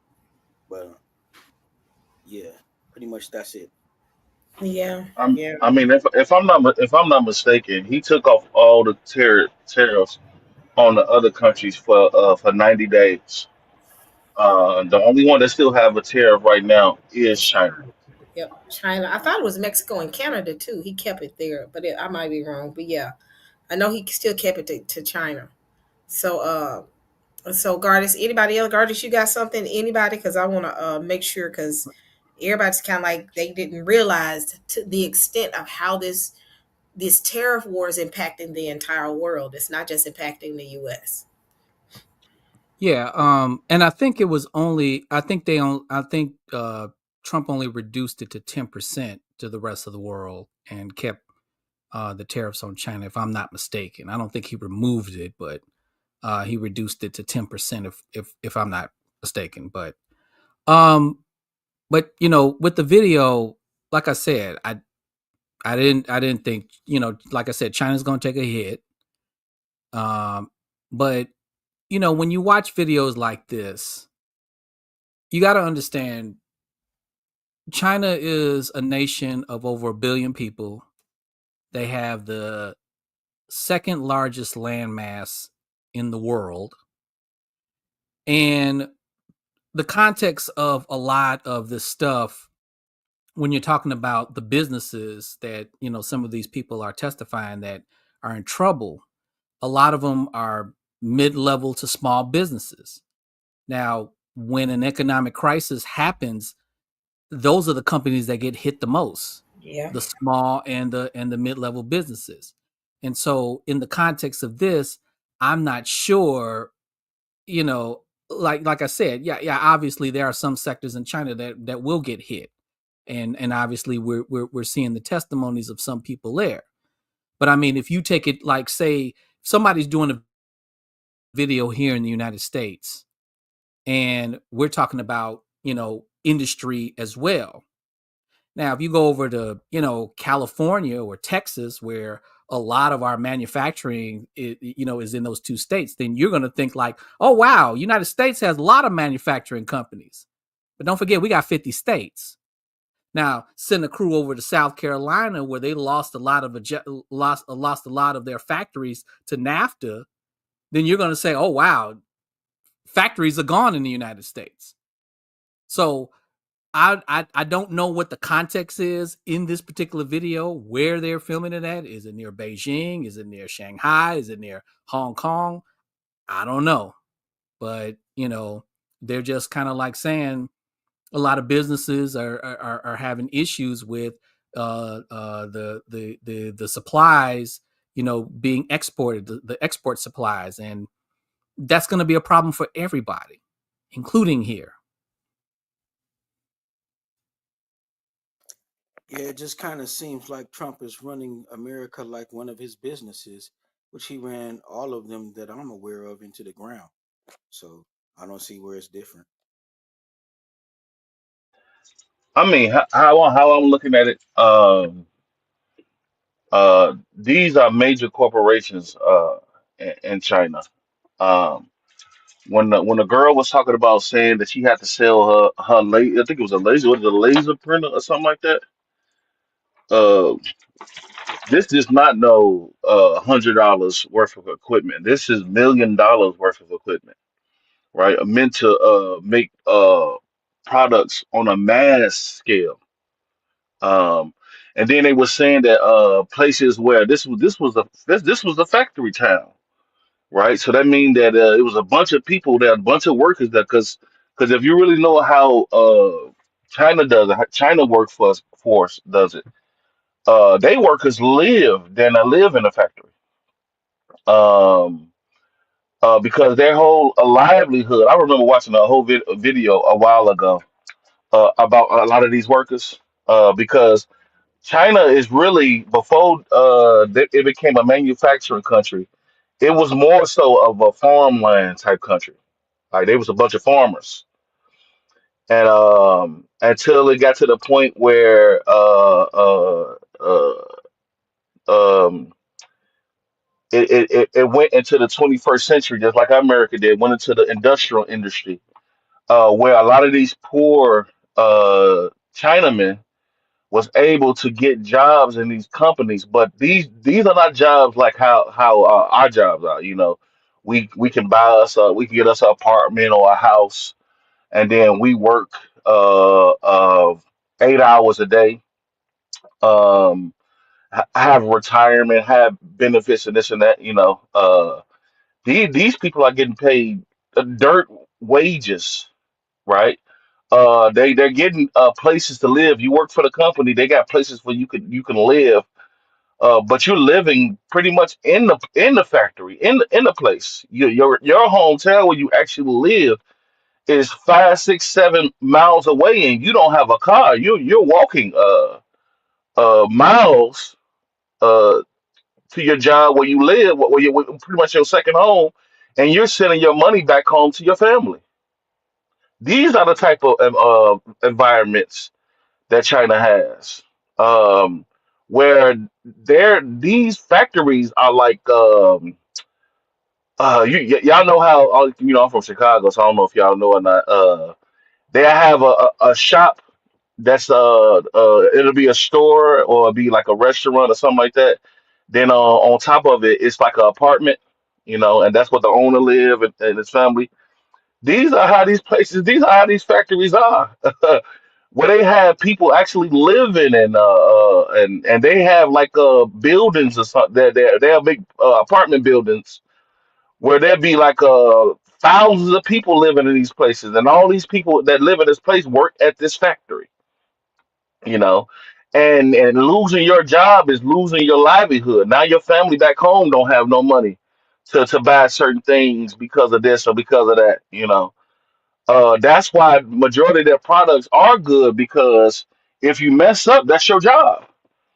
And some of these people go suicidal because they lose their job because there's nothing else. You know, like getting a job in a factory. For these people are like being a college professor. Like you the man. You know.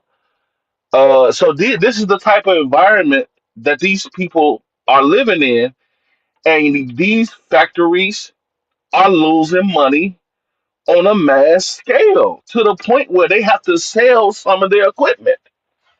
You know, um, you have to fully understand how China's manufacturing environment works to know how devastating this is for China.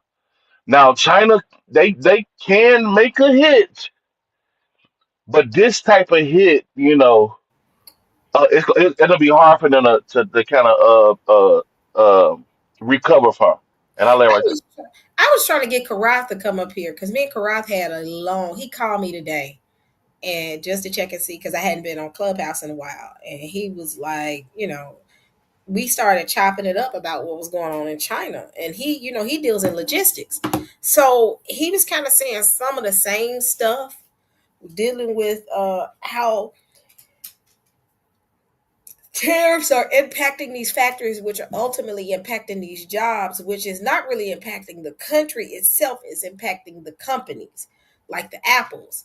And the thing is, these countries are not really fighting because of the tariffs. They're fighting because they're trying to keep the companies there, because the companies are what's keeping their economies flowing. Because Gardis made a good point. He said it's not the country that's being tariffed, it's the company.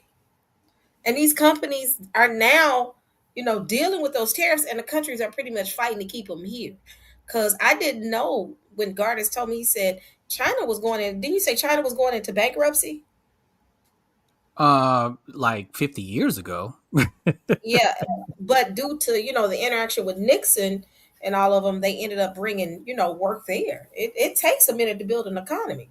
So this happened in 50 years. They moving right on time to But build the type of still, economy they have now.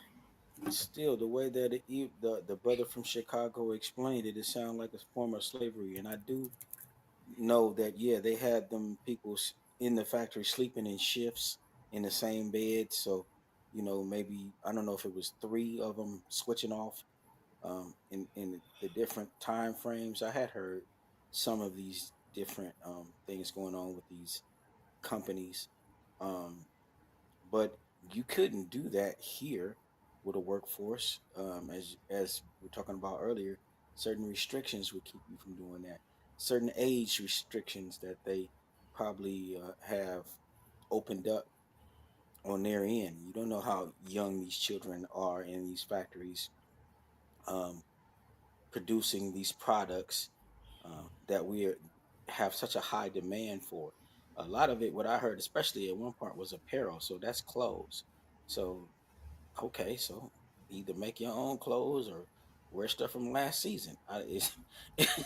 It's some of it is just kind of ridiculous to me, and we still just talking about some very rich men in a small group, pretty much having a fight amongst them, and the rest of us over there and over here are having uh, crazy impacts on that, because listening to them losing their factory jobs makes me think about the Americans here that just lost their jobs and their pensions and all these different things.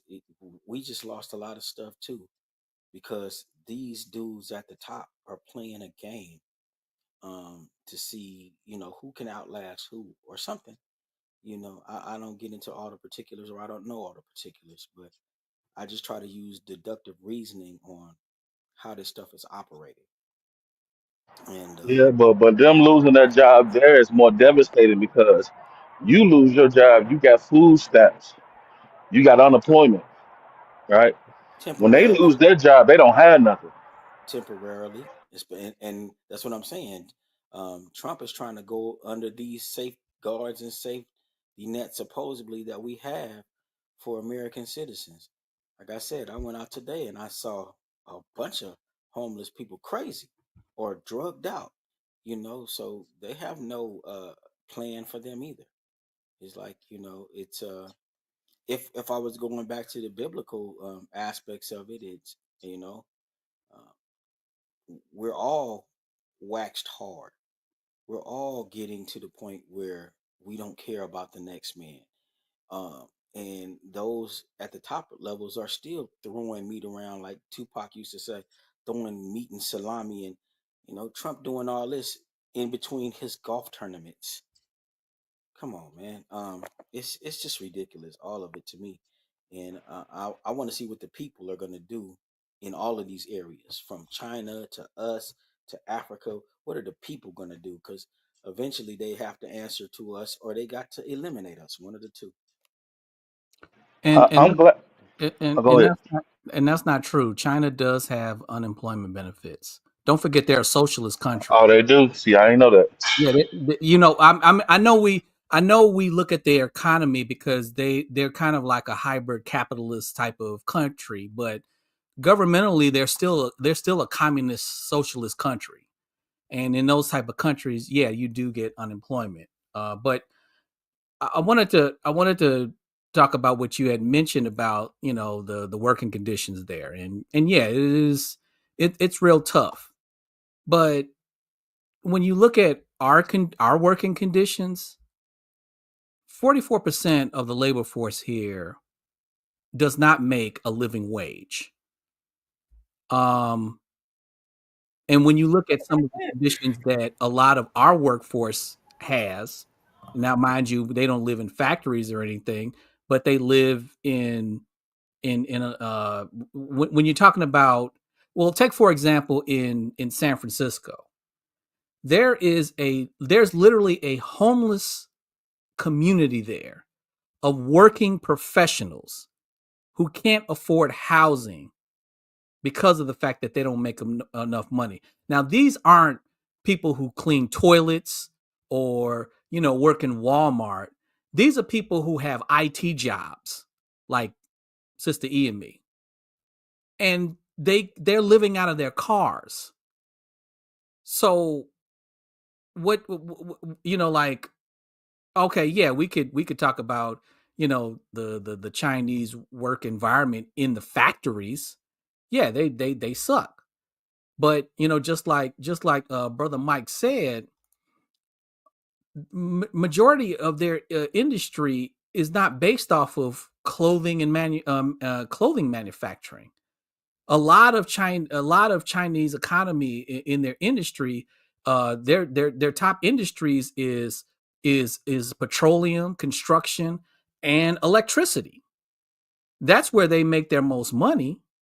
So, for me, yes, their working conditions bad, but it's bad and sometimes worse than some conditions over here as well. So, but like I said before, I think everybody in this round is going to take a hit, and China is not immune to that as well. But I think in the long run, they're going to be fine. I think, yeah, I think they're going to recover. You brought up something. Have you noticed in the past 3 years they've been doing this whole little campaign on YouTube, van life, and they've made it so like, and I thought about it a couple of days ago. I said they're making it like it's just they glamorizing it. That's the best way to put it. They're glamorizing van life, and these people are building these vans and living inside their vans. Or you see people on YouTube saying, "I choose to live in my car," and they've glamorized it. And YouTube is actually making money.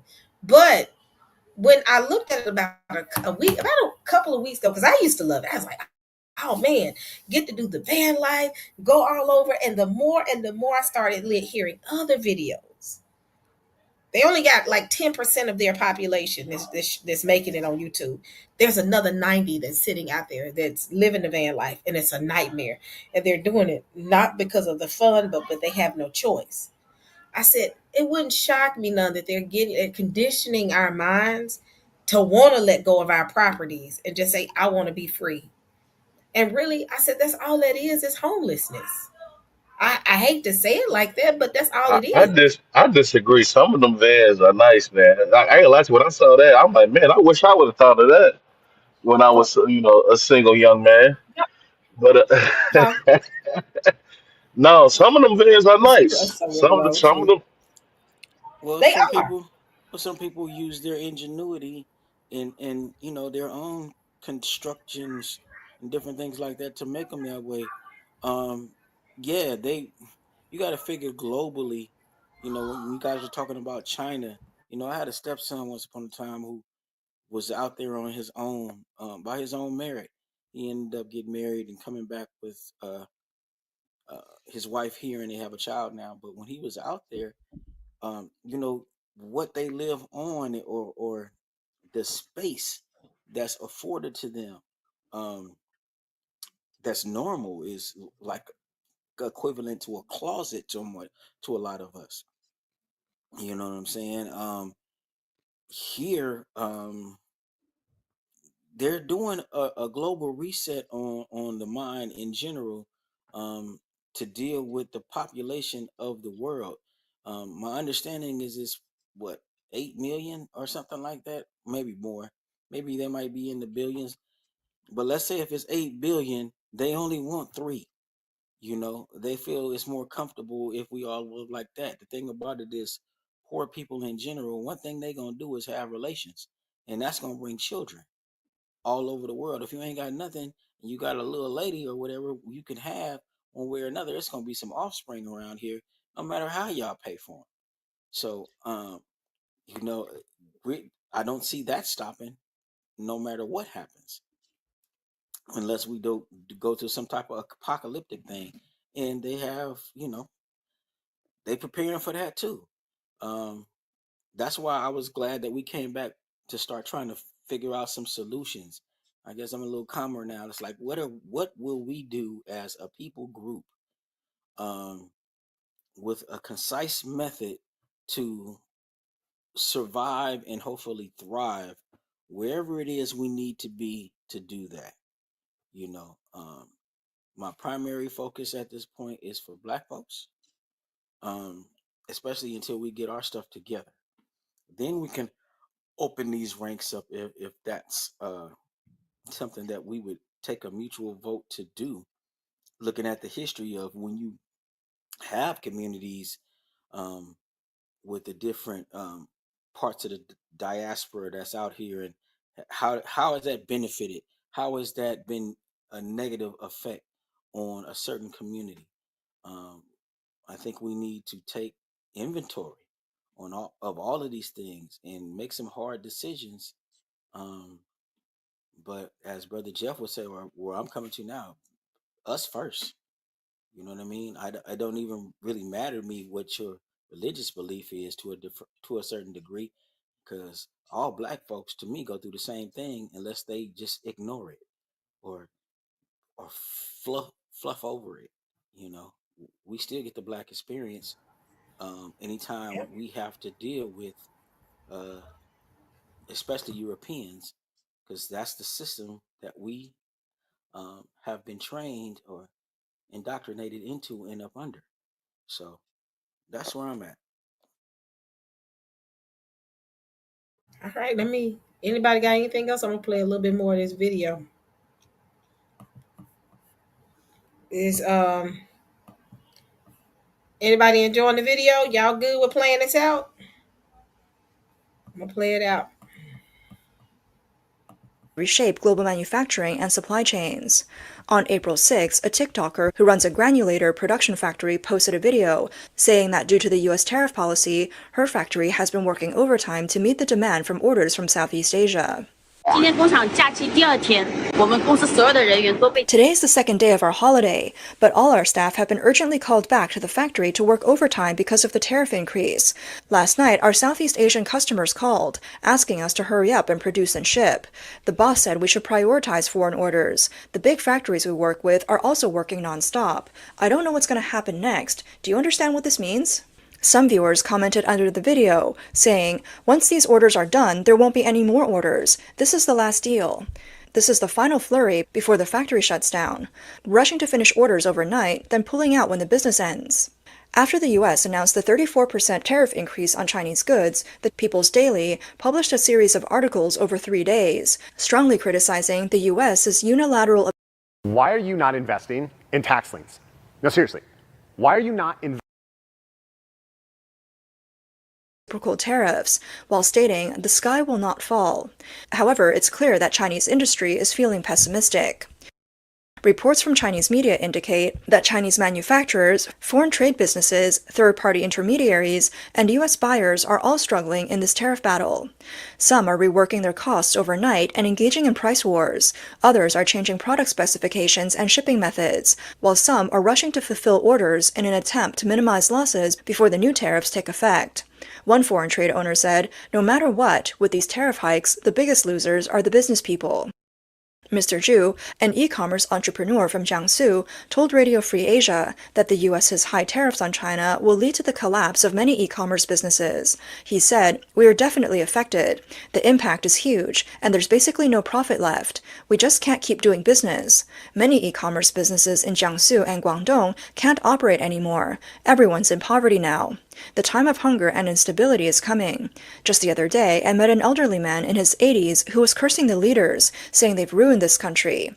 Our foreign policy is surrounded on all sides, and no country is engaging with China normally anymore." Veteran media figure Mr. Ge believes that the differences between China and the U.S. are not just about tariffs, and that Trump's tariff hikes are aimed at countries around the world. He points out that China's trade surplus with the U.S. nearly reached $300 billion last year, something President Trump greatly dislikes. He added that U.S.-Vietnam trade can be resolved through negotiations between the leaders of the countries, including lowering tariffs on Vietnamese products entering the U.S. But this is not the case for China. He said, in comparison, the trade war is definitely more disadvantageous for China because China depends heavily on the US market. The US itself is a huge market. The key issue is that after China made the first move, no other countries followed, which is probably the most troublesome problem for China. If Vietnam successfully negotiates with the US and benefits from it, it will attract many other countries to follow suit and negotiate as well. The People's Daily, the CCP's official paper, warned in a commentary that the US's actions will ultimately lead to a self-destructive cycle for the US. Australian scholar Li Yuanhua stated that while the US will temporarily be affected, American society's ability to withstand shocks is relatively greater than China's. He said, if life in China were to regress decades, could the Chinese people endure it? Can the CCP handle the growing public discontent? The CCP doesn't have many cards to play. When it collapses, it will likely not be in a rational way, and it won't be due to a desire to solve problems. In a rare move, there has been criticism within China against the CCP's countermeasures against the US. He Bin, former deputy director of the Public Policy Research Center at the Chinese Academy of Social Sciences, recently posted on social media. He said the CCP's countermeasures are entirely wrong. He made a comparison. The tariffs are like, Is Dwayne in the room? Yeah, I'm in here. What's up? It's going down. That's all I gotta say. I told you. No, Listen, no, no, no, no. No, it's going down in our other world. Just what go you in. mean? Go to Grand Rising. That's all I gotta Oh, say. okay. Okay, continue on. Me and Dwayne rock together in Clubhouse. So Hurricane just text me. So I just want to say that. But this right here too, as well, it's going down. We are actually gonna go to war. The more I watch this, the more I'm looking at it and saying, "Oh my goodness, we going to war." Because the U.S. And is can I not. say something? What's Can I up? say can I say something real quick too? What's Uh, up? you see, I'm telling y'all. Listen, the American economy is a beast. We survive all type of stuff. Even COVID, we was the first country to bounce back because that American way that we all love to spend, spend, spend. When Christmas come around, we got to get the Christmas gifts and all that stuff, and how we just love spending. That's the reason why we're so powerful, and we can't be beat. But the only problem is right now, Gardis, Dwayne, Mike, the fact that China now has a competing economy. I don't think the US has ever had this much competition when they're dealing with another economy from another country. China is the only country that I would say that can probably go toe to toe with the US. And the US is feeling it right now. And this is why Trump is responding the way he's responding, because he's not responding to the EU. He doesn't care anything about what, I'm going to be honest, he don't care nothing about what the EU is doing. He don't care anything about Canada. He bullying Mexico and Canada. He don't care. But China is his target because China has a strong economy, and that can be a problem in the long run when we start talking about fighting this tariff war. Who's gonna lose and who's gonna win?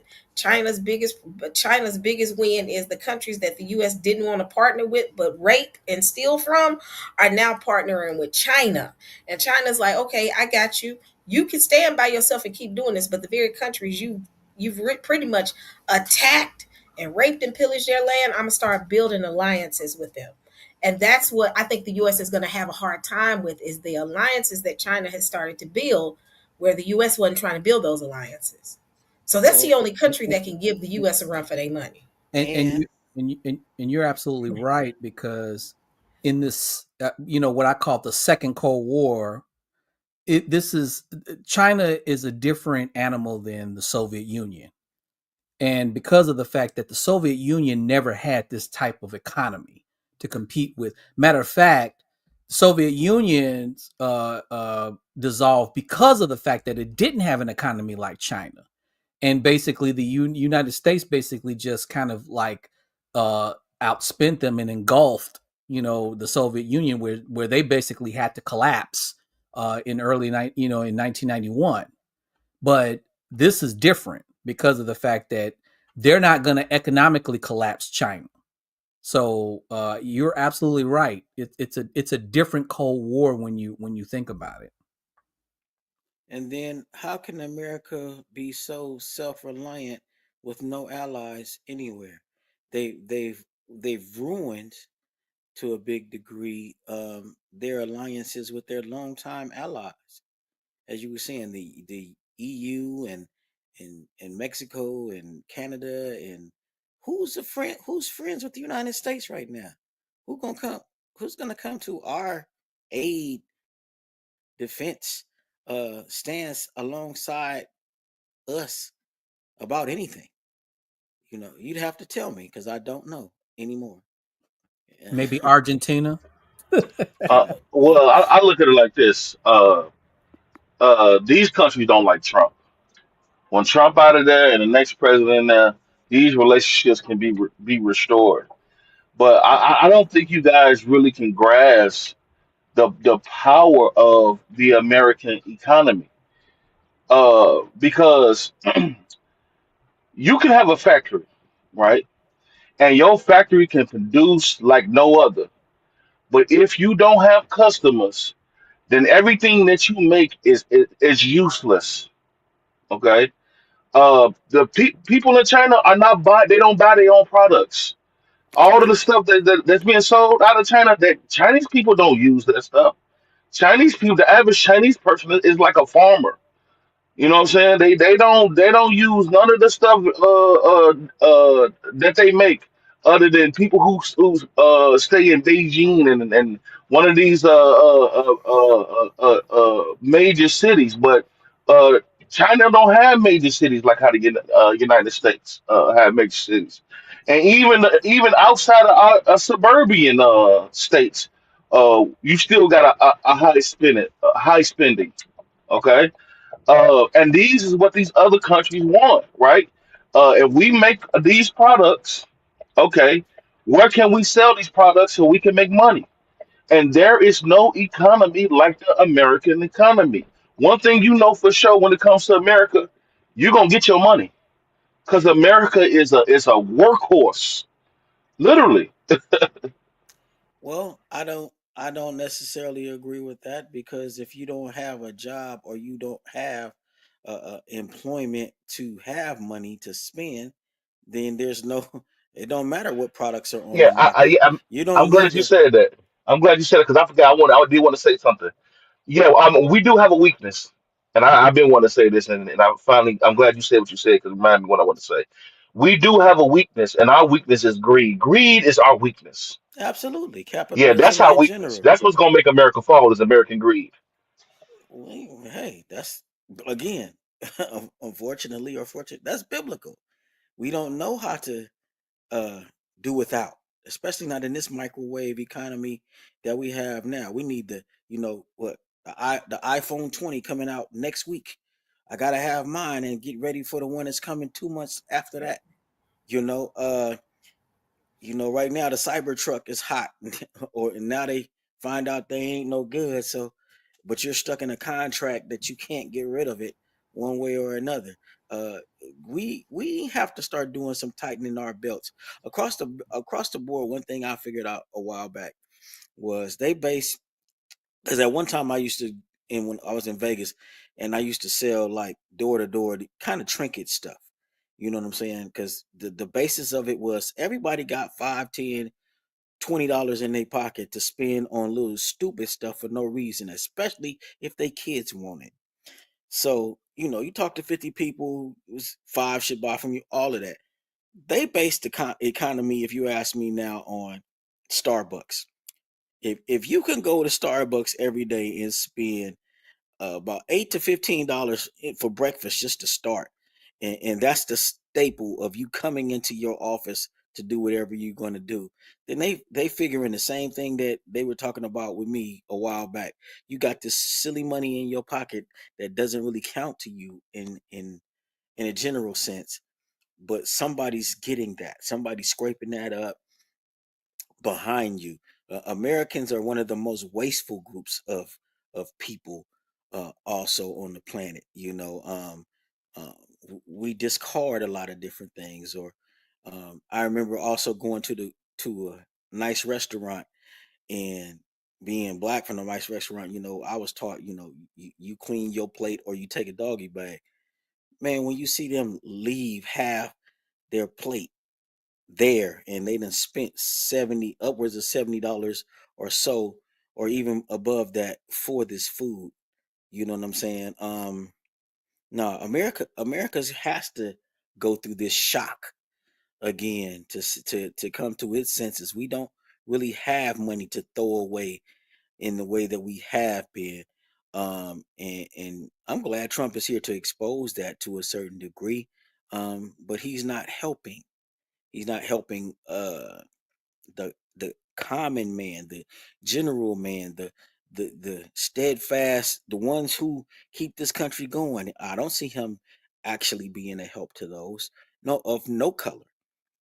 It don't matter what color they are. So and the Republicans in general have banded together to push this agenda. Not that the Democrats are so much better. Everybody got their own little personal pet projects, it seems. But certain things aren't happening. We're not getting the infrastructure taken care of that keeps this country working. Bridges and roadways are not surviving. Um, right now, black folks, for the most part, are boycotting those that have changed their DEI policy. I know I have.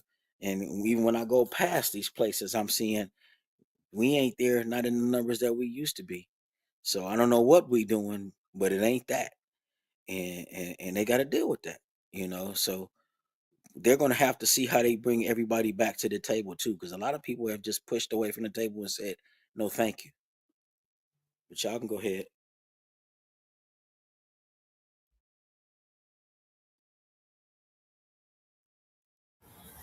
Right. This was a good conversation. I've enjoyed this.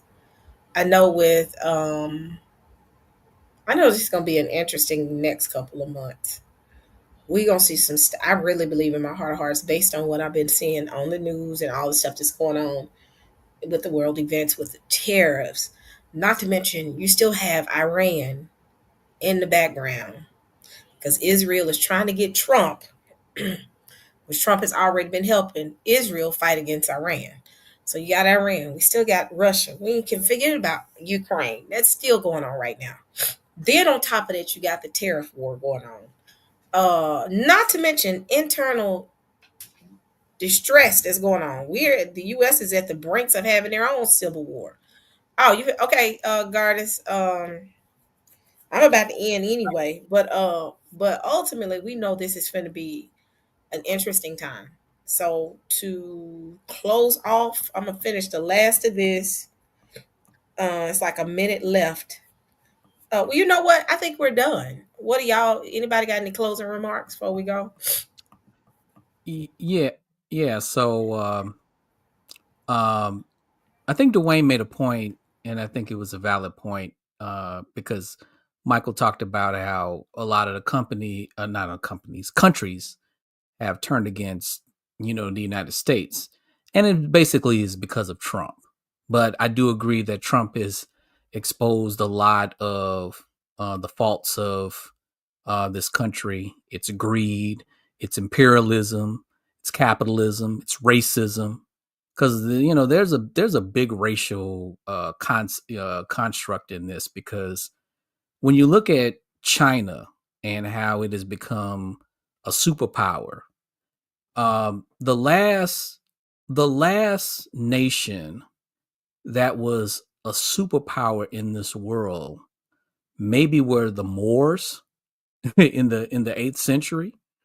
But for our country and our leaders to see a non-white nation become that big of a power is kind of troubling to them.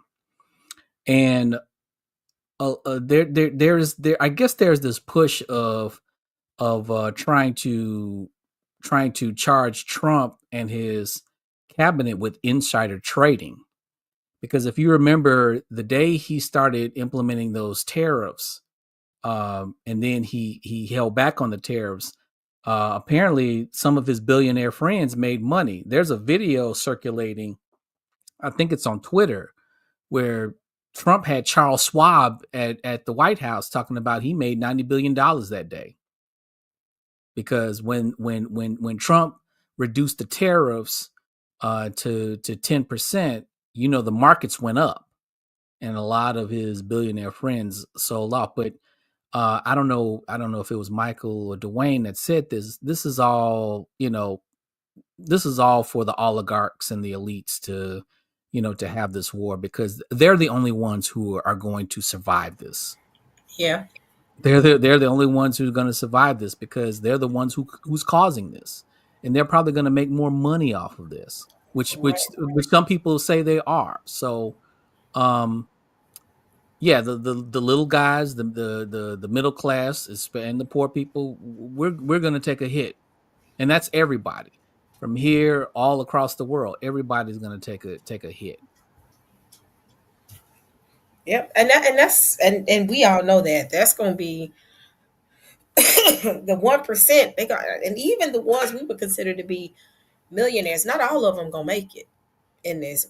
I ain't gonna say make it, but they're gonna feel it as well.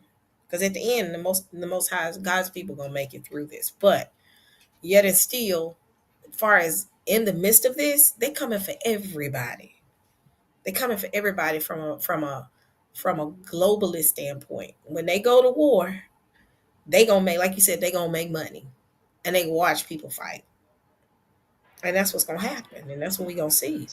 Because But I think this is this gonna be if we do go to war, this is gonna be a very devastating war, and I tell you why. Because really, really pay attention to what's going on. Like you said, Sister E, we got Ukraine over there fighting Russia, right? We got Israel over there fighting the Houthi, with low key pretty much AKA fighting Iran, right? Which we're fighting Iran too. And guess what happened behind closed doors? Russia, China, and Iran, they are all buddies.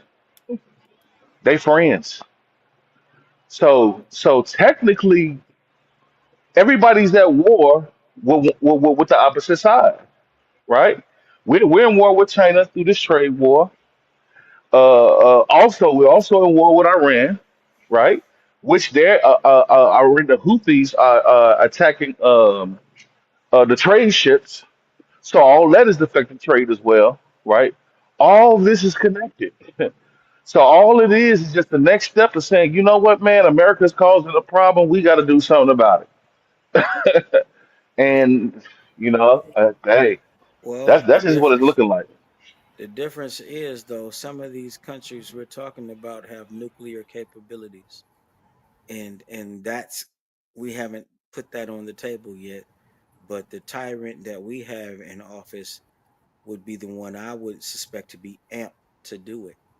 Um, and my understanding is we have enough of that type of weaponry to kill, shoot the whole world over about 7 times.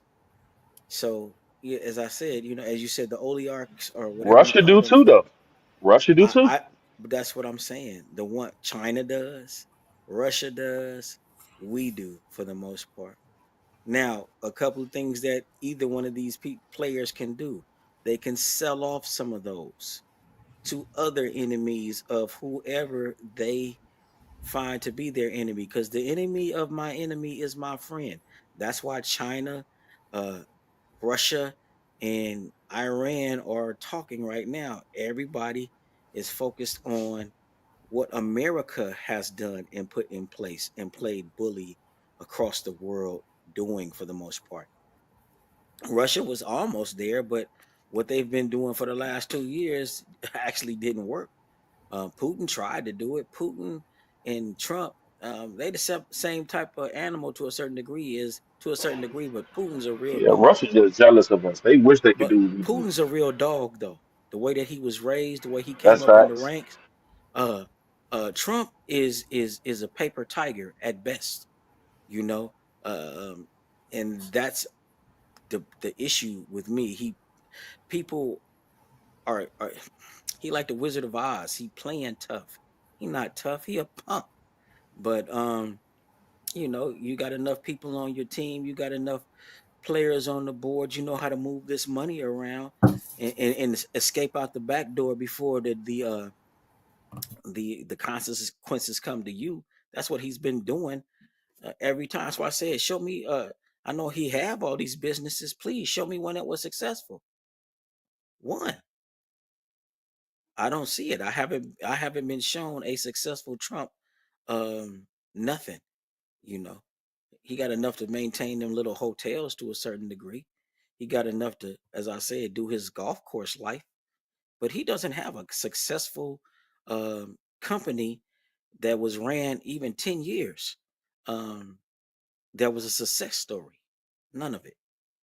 So I don't still don't understand how he became the president and how they put besides as some of the things Guardians talked about, imperialism, racism, white supremacy, um, and people who have nothing else but that to hold on to, put him back in office.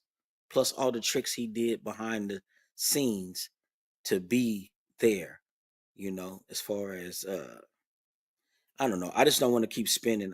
As you said, Sister E, this was a good talk. I'm going to try to listen more because most of my stuff is opinionated and I get it. But I don't think I make too many bad You don't make any calls. bad calls. The thing You is know, this. The thing is this. Mike, the calls you're making is the obvious. We know, and we're gonna have that conversation about Christianity and how it's become. They consider it to be colonized. The conversation we had in the Sunday seminary chat. I said, okay, we're gonna have this conversation. I want to have a conversation behind closed doors though, before we have it in public. yeah. Because I mean, I wholeheartedly, a lot of things you were saying, Mike, I agree with you.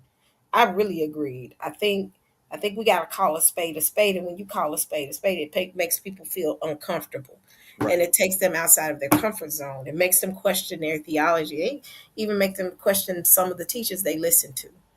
And when Well, you, uh, but for us, that's the thing about it. For us, Sister E, because you've been my sister a long time, and yep, Goddess, you too. Um, if we're supposed to be studying, show ourselves approved, we're supposed to be able to ask these questions. We're not supposed to be scared, especially not of the leadership of this world. Please, you guys are supposed to be here to help us. You're not. And if you're not, a lot of them to me aren't capable of that because they just don't have the type of wisdom that's needed to be able to handle all of these different people and all the different ones coming to them for certain advice. They fall into certain legalisms a lot of times. It's a lot of do as I say, not as I do. It's a lot of that um, going on with all facets of the leadership. That's why I've never tried. Notice when Berean was like, make your own channel, I never tried to make one because I know, at least to me, I think, well, some of these things I think may be far fetched. I'm not trying to be nobody's leader, but let me listen to the information and see what I can add to the yep, pot. And if I'm wrong, you know me, I can admit that. yep. Most people can't though. They can never, I humble myself and I was wrong, and I'll come back to the table and tell you, God has put this on my heart. This, that. You've seen me do that. Hmm. Tell me any of these other people that we deal with from your community, from Berean community, from the apologetic community that has done that. You know what I'm saying? So Yeah. I can't I think I we just keep can we going. can.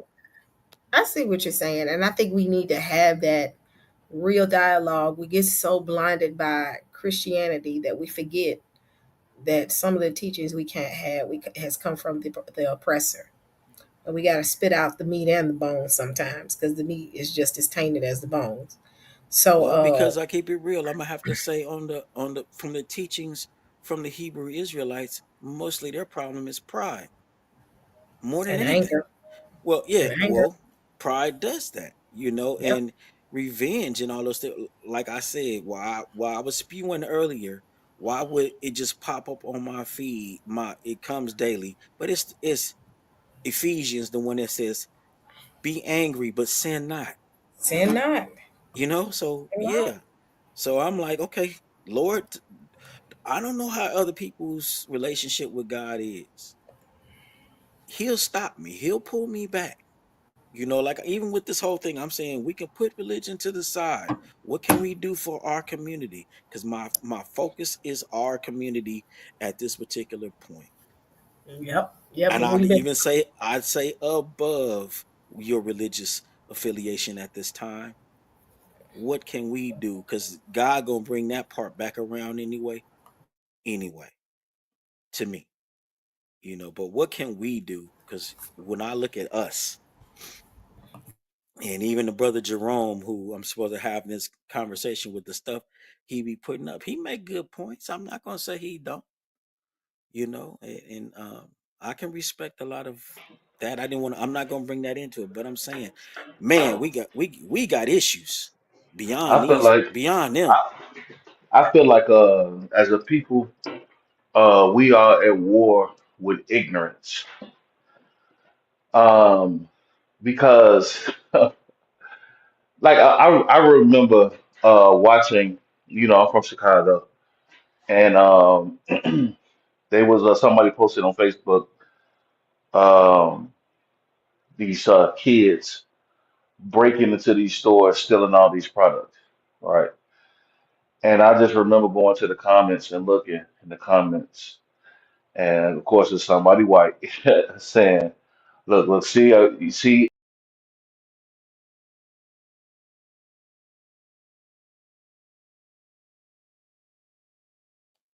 What happened with Dwayne?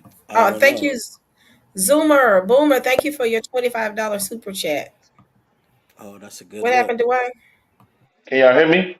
Yeah, we can hear you now. Yep, we can hear you. Okay, I guess I lost my signal. No, I was just saying that I remember somebody posted a video on Facebook and how these a bunch of kids.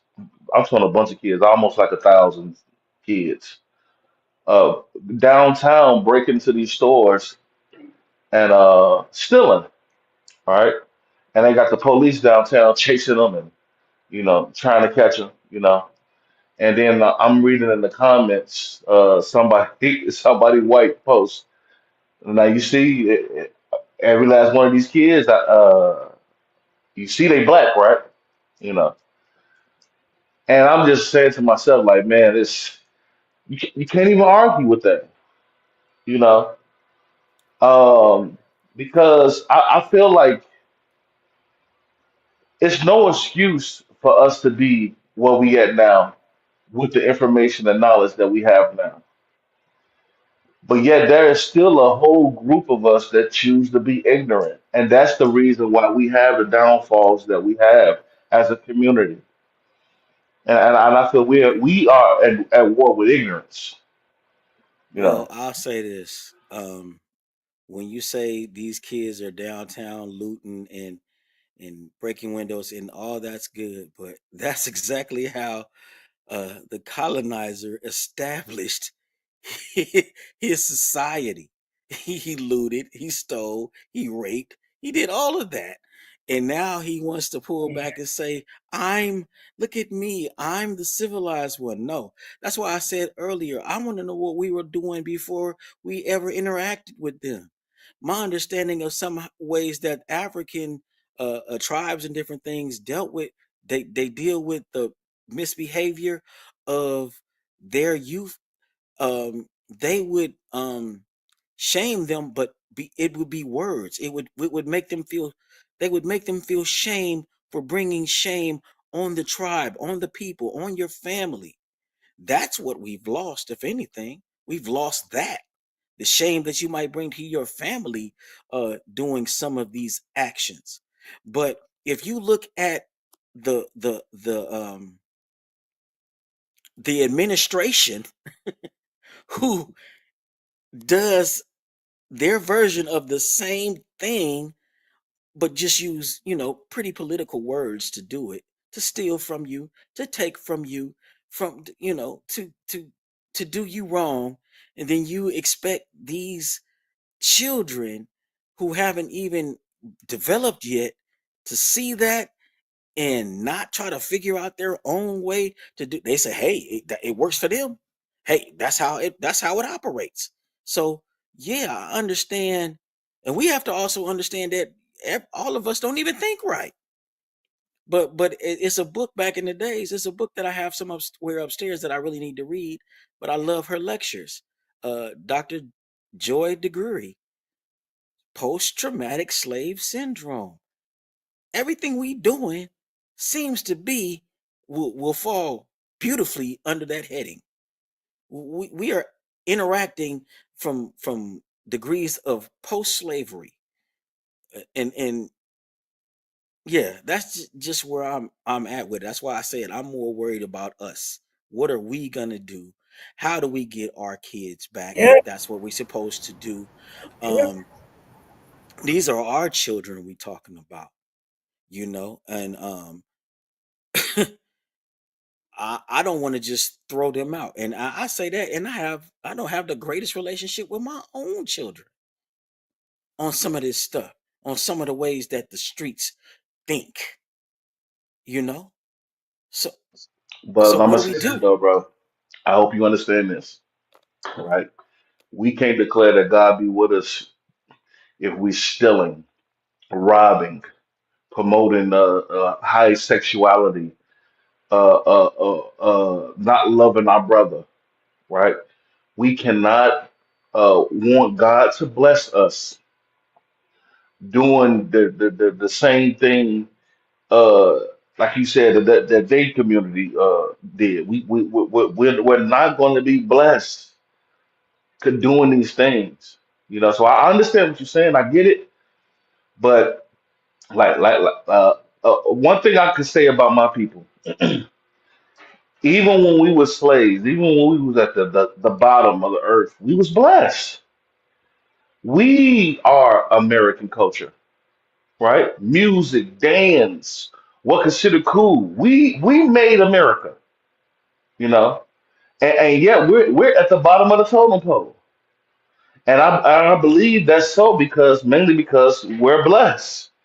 We don't sometimes we don't see this blessing because we want things that what God don't consider what true riches is. But we are blessed, right? It's just that in order for us to get out of this pit that we in, it cannot be in any form or fashion against the one who has been blessing us. I'm gonna be real. Um, because ignorance is our weakness. It's literally our weakness. I can agree with that. And one thing about it is remember, it's only a remnant supposed to know that. But um, I'd also say, even though it's so funny, I don't use him as a reference much. But Tupac, he called it. He said, "We are hungry. Please let us in." Okay. Next time, hey, we hungry. Okay. Next time, I'm coming through your door, breaking the windows, this, that, and the other. That's where we are at this day and age with a lot of the youngsters. Hopefully, some of them are trying to turn. Some of them are being led away from um, justifying, as you would say, ignorance or foolishness or whatever. Um, but we can't deny the cause and effect of it is what I'm saying. And so let's figure out, since we are still here, some of us are still here, let's not just give up on them, give up on ourselves, give up on our children, give up on those who are chosen by him. And I'll still say, that doesn't exclude people of other races to a degree, I unless you agree. fall in line with the ways of the world and totally, justify wrongdoing of certain people groups or in general. You know what I mean? So yeah, we should not be trying to be caught up like that. I have a song that I'm working on. It's called Kingdom Over Culture. I only made the hook. How does that go? Kingdom over culture. Bring them to the altar. whether he's a prince or a pauper. You can see the sequel in the sulfur. It's. I'm a different type of rapper, but that's something different. But that's what it is. We need to get back to kingdom over culture, for us as Black folks in general. But everybody don't even understand that we're part of the kingdom. Everybody doesn't even understand. They mostly understand the culture because that's what they're around. That's when when kingdom people reject them, they go into the culture because that's the streets, and they act accordingly. So we have to figure out how to do a better job on our end. I'll say that.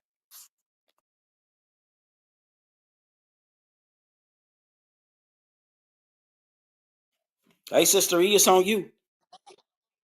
I'm listening. I'm waiting for y'all to get to a stopping point. I ain't want the brothers to stop talking. I think this was a great dialogue. I've enjoyed this conversation, y'all. I'm just sitting here just taking it in. I think everybody's saying the right thing when it comes to our community. One, we got to take accountability as a community, but we got to also not forget there was a system that was put in place to cause some of these atrocities that's been put on us. When we had our own neighborhoods, when we had our own families, we did our own thing. We wasn't involved, and I'm gonna say this, and I've said it numerous times: the worst thing that could have ever happened to the Black community was integration. Most people don't like when I say that, but I mean it. Well, before we integrated into their neighborhoods, we had our own neighborhoods. We had our own creed when it came to dealing with our children and how we, raised them and how we disciplined them and how we, loved them. We had our own way of doing things as a community. And it wasn't just us, but the whole community raised the children. And we've got now where we've become separate rather than as a group because they trained us to think separate. That now, where are we now as a people? We were doing much better. We had our own neighborhoods, our own economy. So I think as a people, that came along with the heavy burden of going into integrated neighborhoods. We lost our placing as a Black family. That now, when you say Black family, we say, oh, everybody is a family. We're blood. No, we got to be able to work as a collective so that we can do better when it comes to other communities and just come to the realization we the last one in the door we usually the first one in and the last one in and the first one fired. But when we had our own, we didn't have to worry about that. We didn't. So with that being said, I'm gonna let everybody give their closing remarks and we are out. Dwayne. Uh, no, I had nothing really too much to say other than I enjoyed the conversation. Um, and I definitely will be back for the next episode of Sister E. That's But all right, Dwayne. Dwayne always got something smart to say to me. That's why when I saw the sarcasm in the chat and I saw Dwayne, I said, that's my old buddy Dwayne right there. I can't go in a room without the smart remarks, and I'm just joking. But thank you, Dwayne, coming up. You're more than welcome to come up anytime, anytime. All right, no problem, no problem. But that's all I wanted to say, and I fall back. All right, Mike, my brother Mike, what's going on? What you got to say, my brother? I'm hopeful after this conversation. I love all of the different positions and perspectives that we can put into this gumbo pot and figure out how to cook it up so we can serve it to our people and be nourishing and filling, and then we can spark these ideas that need to happen, to build us up, because yeah, we I believe we are the linchpins to make the whole world uh move and groove in a certain way. you know uh I think we are definitely essential in that way, and once we really get it together, and especially in the face of the opposition, and know how to do that, then everyone will be able to see that and know how to do that, and then maybe we can get to this glorious um world that could be, you know um it could be a better world. And I'll try to hold on to that. I'll try to hold on to that. It could be better, and I could do my part too. And I'll just leave it at that. All right, everybody. Well, thank you for joining us. I am getting ready to go to bed. It is officially 12:40, past my bedtime.